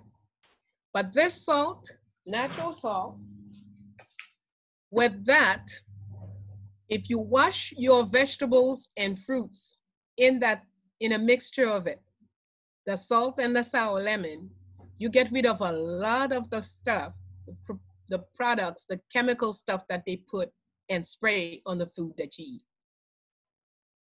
Okay? Now, this is my best friend, one of my best friends. I shower with it, I bathe with it.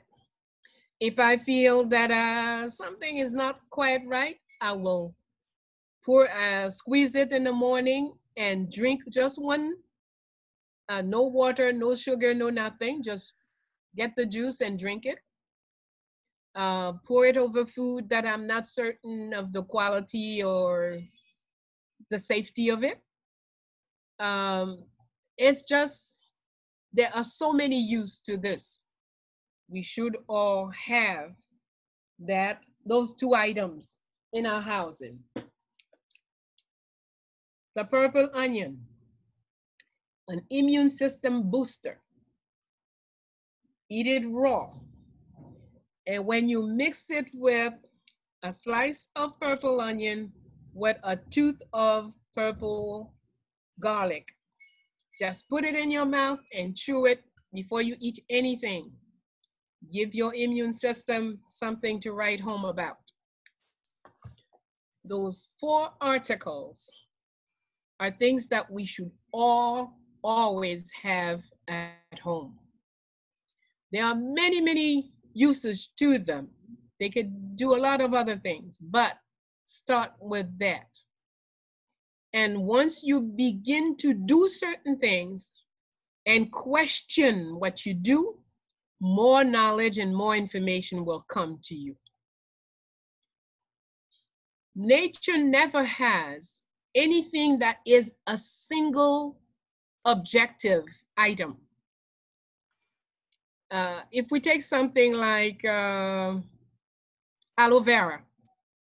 Aloe vera, people say, oh yeah, there's so many, there's 7, some books will tell you there are 720 things that aloe vera will cure.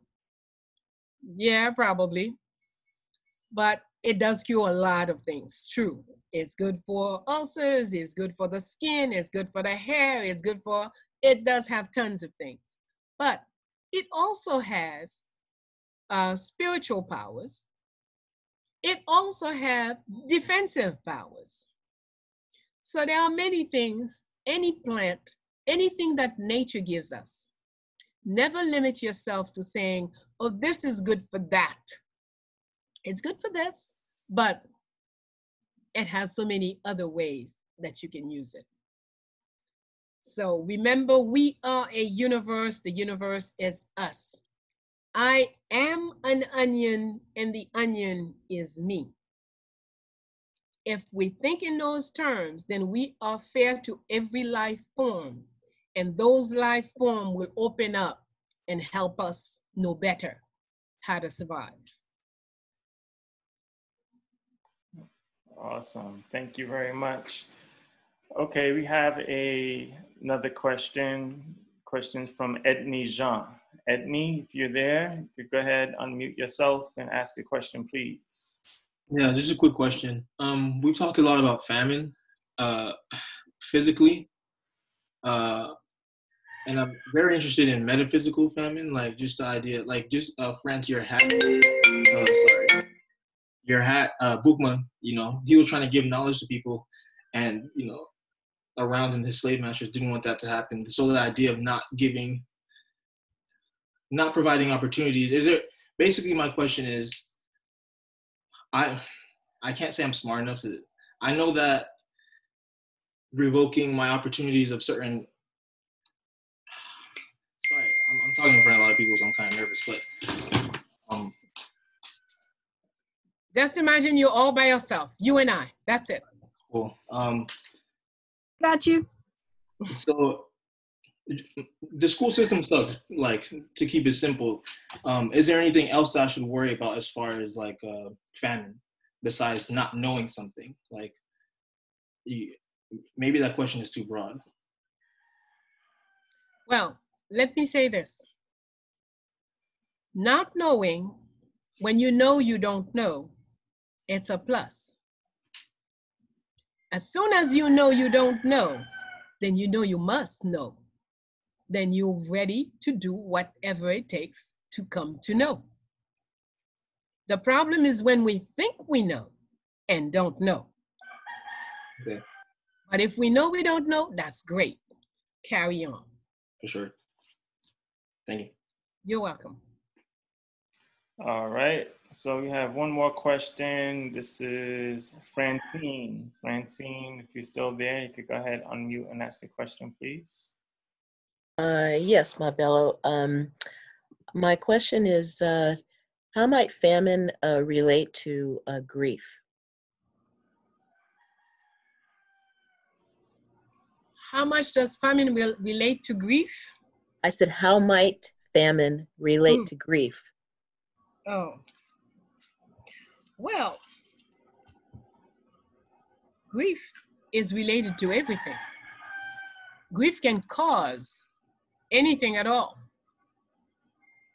Grief, like stress, can have all kinds of symptoms, especially when you're unaware that you are grieving. It could bring you to, it's vast, the possibilities. Okay. So that's why the most important thing is for us to be conscious. Once you, whatever it is, you see yourself behave in a certain way, face up. What's wrong with me? Why did I snap at France for no reason? Why did I, went to the table, I claim everything was no good? Why? See, once you start questioning, you can build up the consciousness. And once you become aware, conscious, oh, okay, it's nothing wrong with the food. It's my attitude.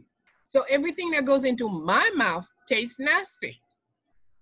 Then I will begin to identify what's the cause, and I will know what to do to correct the situation. But famine is either a lacking of, a physical lacking of, or it's here, you are sure you don't have even what you have. It's available, but you don't look in the right places. If you are, you can create famine that way. You could create famine by saying, look at these people who go bulimic. It's a mental thing. They've decided, no, they can't eat this, they can't eat that, that will make them fat, that will make them this, that will make, in the end, they eat nothing. Famine, right up here. And sadness can make you do that. All right, very good. Thank you. Thank you for your question, Francine. All right, next question comes from Dr. Ya. Dr. Ya, go ahead, unmute yourself and ask a question, please.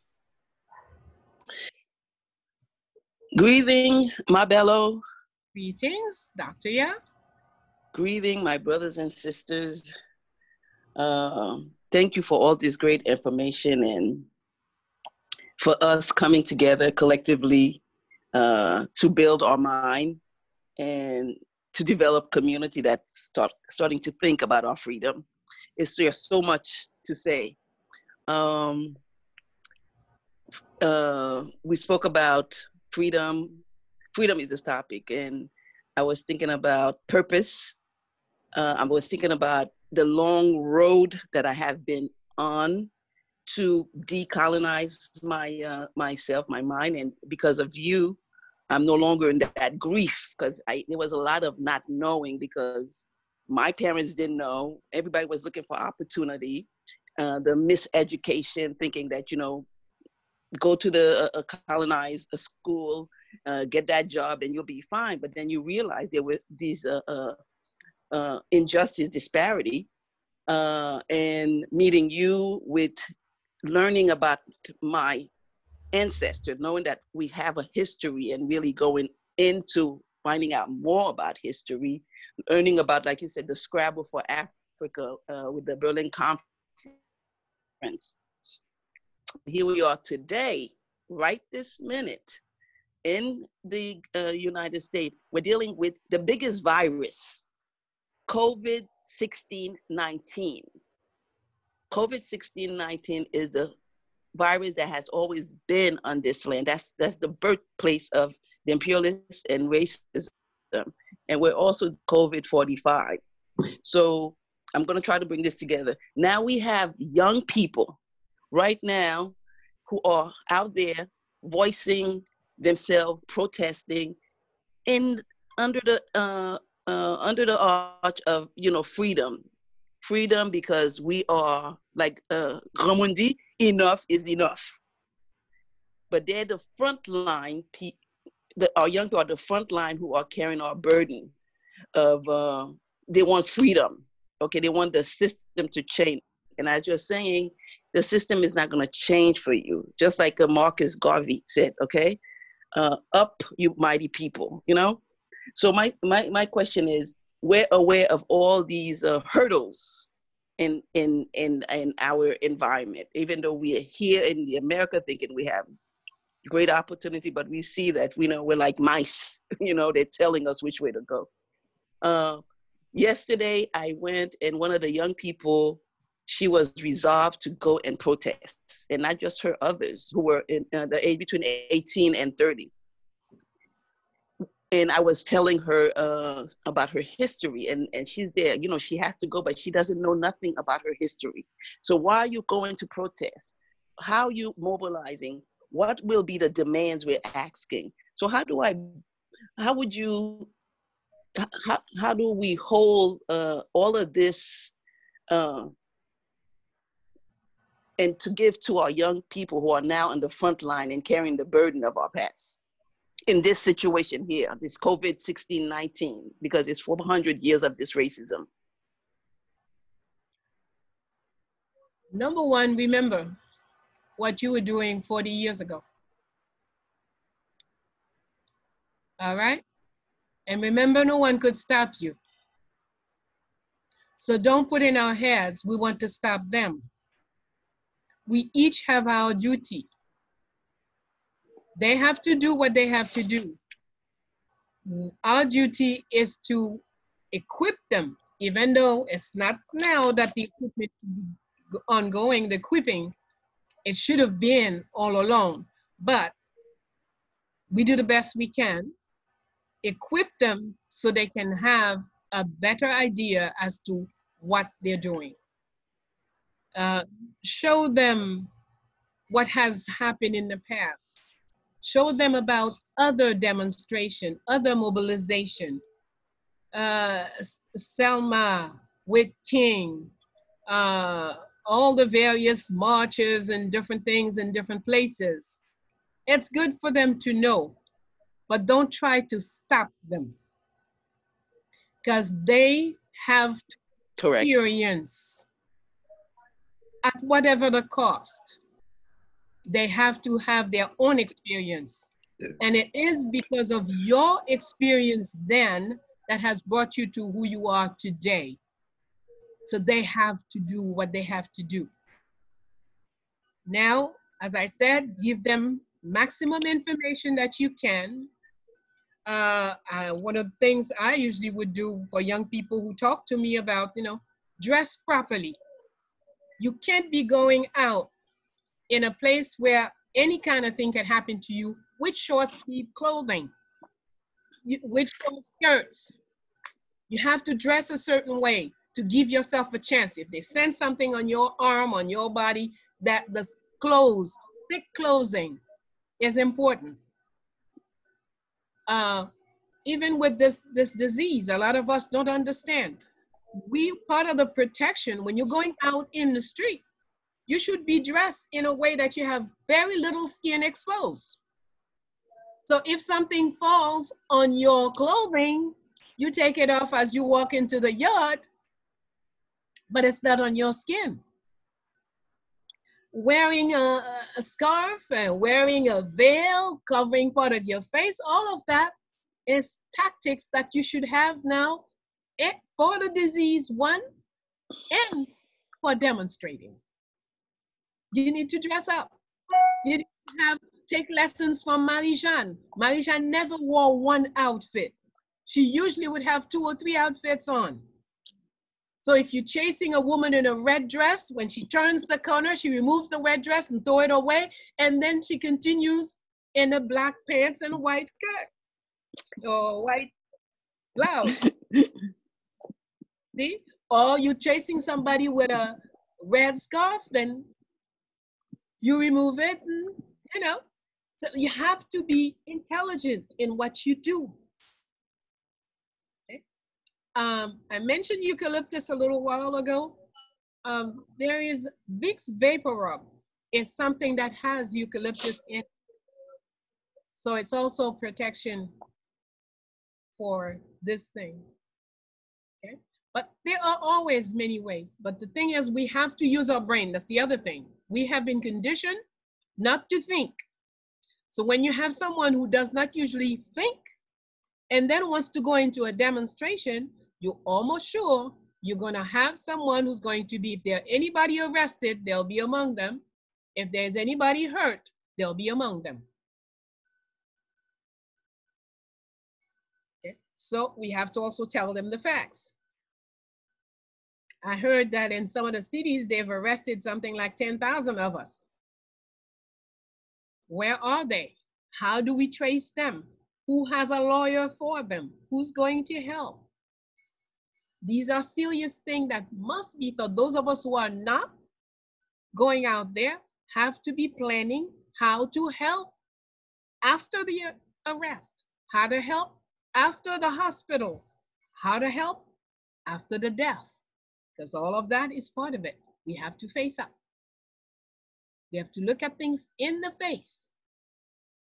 When you put yourself in front of any kind of a force, and a government is a force, it's not a power, it's a misuse of the word. It's a force. It has a police force, it has an army force, and it has all kinds of forces. So when you place yourself in front of a force, the force will strike. After they strike, what will you do? You have to have a plan.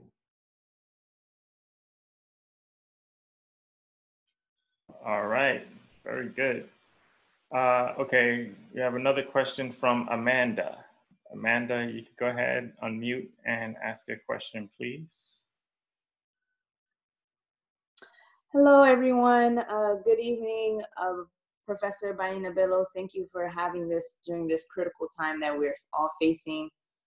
My question is somewhat, I guess, in conjunction with everyone's, as far as with this time where the attention and focus is police brutality against minorities and the continuous police brutality that we face for decades in this country. And so should we focus our attention and our energies on this in this time to create the catalyst that's already taking place and harness that so that we continue to focus on for some change? Because I feel like because there is, like everyone say, with food, with education, with resources, like we are systemically challenged, but now during this time, do we focus our energies on this so that we can have a unified collective mission, or should we create different mobilizing forces that are looking at all aspects? I just don't want to feel like we're moving in all these different directions and then it's just like 100, because we just know it's just so many different ways you can look at how we're at a disadvantage. So I just wanted your thoughts on that. Should we focus on what's going on right now so that we can really target it and keep an intention with it that comes into fruition, or just kind of work, since this is the time now, to kind of look at all of the components? Okay, I go back to freedom. Freedom is being shackled to identity, purpose, and direction, and being in constant pursuit. Can mobilization be a constant pursuit? Okay, mobilization can only be a temporary thing. If it could last 3 days, it could last 3 months, it could last 3 years, it will still be just a temporary thing. And it does not change structure. It does not change systems. To change system, you need a plan, you need a program, you need laws, you need determined people, and you need money. When we talk about learning to know who you are and taking a seminar on learning to know who you are, that is an investment that would make you become master of yourself, or let's say gain degree of mastery, depending on, because we are not each at the same level.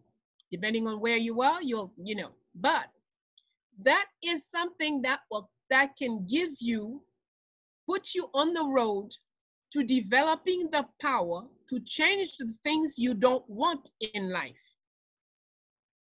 Mobilization will not do that. Organization will do that. Changing laws will do that. Creating a banking system will do that. Or at best, you see, I would say one of the things in my book that people who want to let them know that you're here, those who don't see us and decide things for themselves and do everything in their own personal interest. How about a week of fasting with your credit cards? Not go to the store, not charge up all those millionaires that are doing whatever they do and don't care about what you are. If there was one day, none of us are gonna use the credit card, none of us are gonna spend $1, none of us are gonna give what we have. That to me would speak a lot louder. Because don't forget, you're in a place where God is money.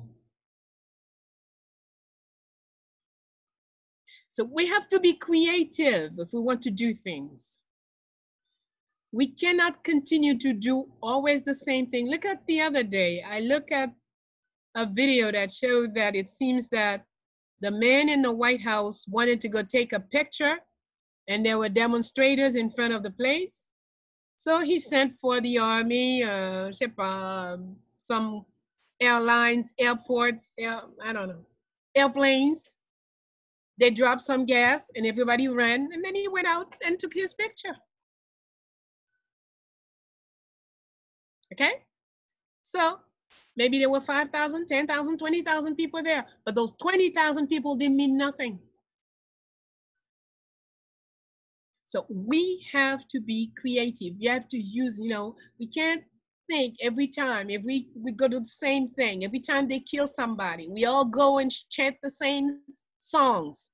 We march the same roads. We do the exact same thing. The first element to winning a war is surprise, not repetition. Where is the surprise in what's going on now? Okay, so it's good that you want to do something, young lady. And I wish you success. But I say, build yourself, strengthen yourself, learn about your ancestors and their struggles and their battles. Take strength from their strength, and then add your surprise element to it. Be blessed. All right. Thank you for your question, Amanda. Thank All right. you. Yes. I think we could take one more. We're at 3:30. What do you think, Ma? That's fine. Okay. So Patricia Lucin, you can go ahead and unmute yourself and ask your question, please. Dr. Bello, do you have a reading list that we should start with? I mean, it looks like you named your son after Frantz Fanon. Do you have a reading list that you think that younger people or people who are wanting to be more into who they are and understanding the struggles of our ancestors should start reading? Besides your book, of course, she wrote, which I just ordered. Yes, in fact, I sent a few book covers to Frantz. I don't know if he'll have a chance to share them with you or how he will choose to do it. But yes, there are things that all of us should read. There is a basis for creating your mental structure. You cannot be reciting Shakespeare and Moliere and Voltaire and say you're a Black person and you want to fight for a better tomorrow for Black people. Sorry, it won't be done with that kind of a mindset. You have to know Amun Hotel. You have to know J. Wood's son, Carter J. Wood's son. You have to know the work of those who thought about our situation and look for solutions. That's the road you have to enter if you want to contribute to a better tomorrow for our children. So yes, there are books that should be read, and France does have a list. Yes, I have a list. I have the list. I'll share it with you guys in just a minute as we wrap up. So Ma, if you want to, that was the last question. So if you want to wrap up, we can yes, do that now. So I won't be tapped by Fondation Félicité. I remind you, you should check Fondation Félicité on Instagram, on WhatsApp, on website, Fondation Félicité's website. Maybe France can put these things out, you know. And then those who want to donate to PayPal, which is pourfondationfélicité@gmail.com. So we'll put that on. Oh, I could put that on the chart. There's some things I could do. I'm learning to do certain things. Yeah, let me see if I could do that. So as I leave you, it is vital that you remain in control of yourself. Stay calm, no matter what. Even if they say the whole planet is in an uproar, do what you can to stay calm. Without calmness, you can't decide what is the best thing for you or others. So please, stay calm. With a cool, calm, collected head, you can think your way out of anything. But calm has to be the #1 thing that you do. Please stay calm. And calm, conscious people can make plans for the next generation and the next 7 generations, the next 21 generations. Don't think of tomorrow. Tomorrow is already there and almost gone. Remember, for something to be of value, it has to project into time. So generally for us, we plan in generations. 7 generations, 21 generations. So whatever you're planning, whatever you're plotting, make sure it can hold the road. Stay calm, stay calm, stay calm, and be blessed. Trust your ancestors' ways. Trust especially those who've already demonstrated victory. We must know Dessalines. We must be able to awaken the Dessalines in each one of us, because that's one person that demonstrated that victory is a way of life for us. Have a great week. Continue to grow and be blessed. Thank you. Thank you very much. Thank you very much. Ma, I appreciate your word, Bello. wisdom. Thank you. We love you. Oh, thank you, Mama. We love you. We love you. Thank you. Thank you. Nourish yourselves from our ancestors. Malcolm, great guy. No one is perfect. Don't worry about those who want to say, yeah, well, he did this, she did that, this wasn't right. That's fine. They can talk now after benefiting from what he did. See, the only thing we have for our ancestors is thank you, thank you, thank you. Thank you to you too. Thank you, Mama. Love you. How are you? Good, Marvelo. Good to see you. Thank you. Nice seeing you too. Merci, man. Yes, Okay, on the screen now, for those who are asking about the book list, here are a few books that Ma Bello shared. Oh, that's the book? I have that. You may have it on your shelf and never read it. I just screenshotted. Can you speak out the titles, France? They're not as clear on my screen, all of them. One is The Miseducation of the Negro. The other is They Came Before Columbus. The other is Warrior's Handbook.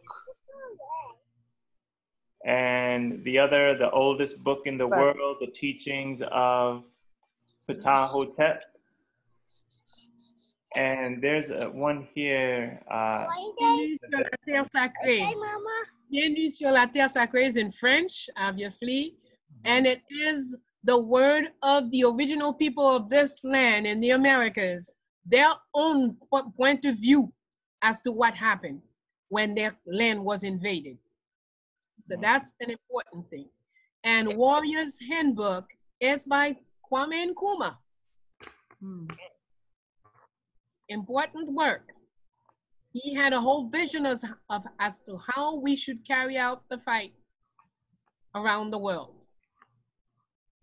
So, of course, in all these, the key thing is discipline.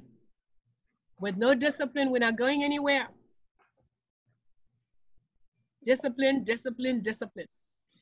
Be blessed. Have a great week. And send all the good energies to those who are in the street. Protect our children, protect those who are marching. Whether you agree with them or not, bless them and protect them. Absolutely. All right. Thank you, everyone. Thank you for joining us for another Bayyinah and Friends. Bye. And Good night. we'll make Thank sure you. that Professor Small Thank you, joins Mama us Bella. very soon. Thank you. Take good Thank care. you, Mama. Love you, Mama Bello. Merci. Thank you. Oh, God. you. Thanks, everyone. Thank you so Grace, much. peace, blessings. Merci We bien. love you. We love you all. Merci, Mama. You all, everyone. Love to everyone. Thank you. Thank you. Thank Thank you so much. you. Love to everyone. Thank you, Mabello. Thank you, friends. Thank you, everyone. Thank you, All friends. right, everybody. Have a great week. See you next time. See you next Thursday. Take good care. Bye. Bye-bye. Bye.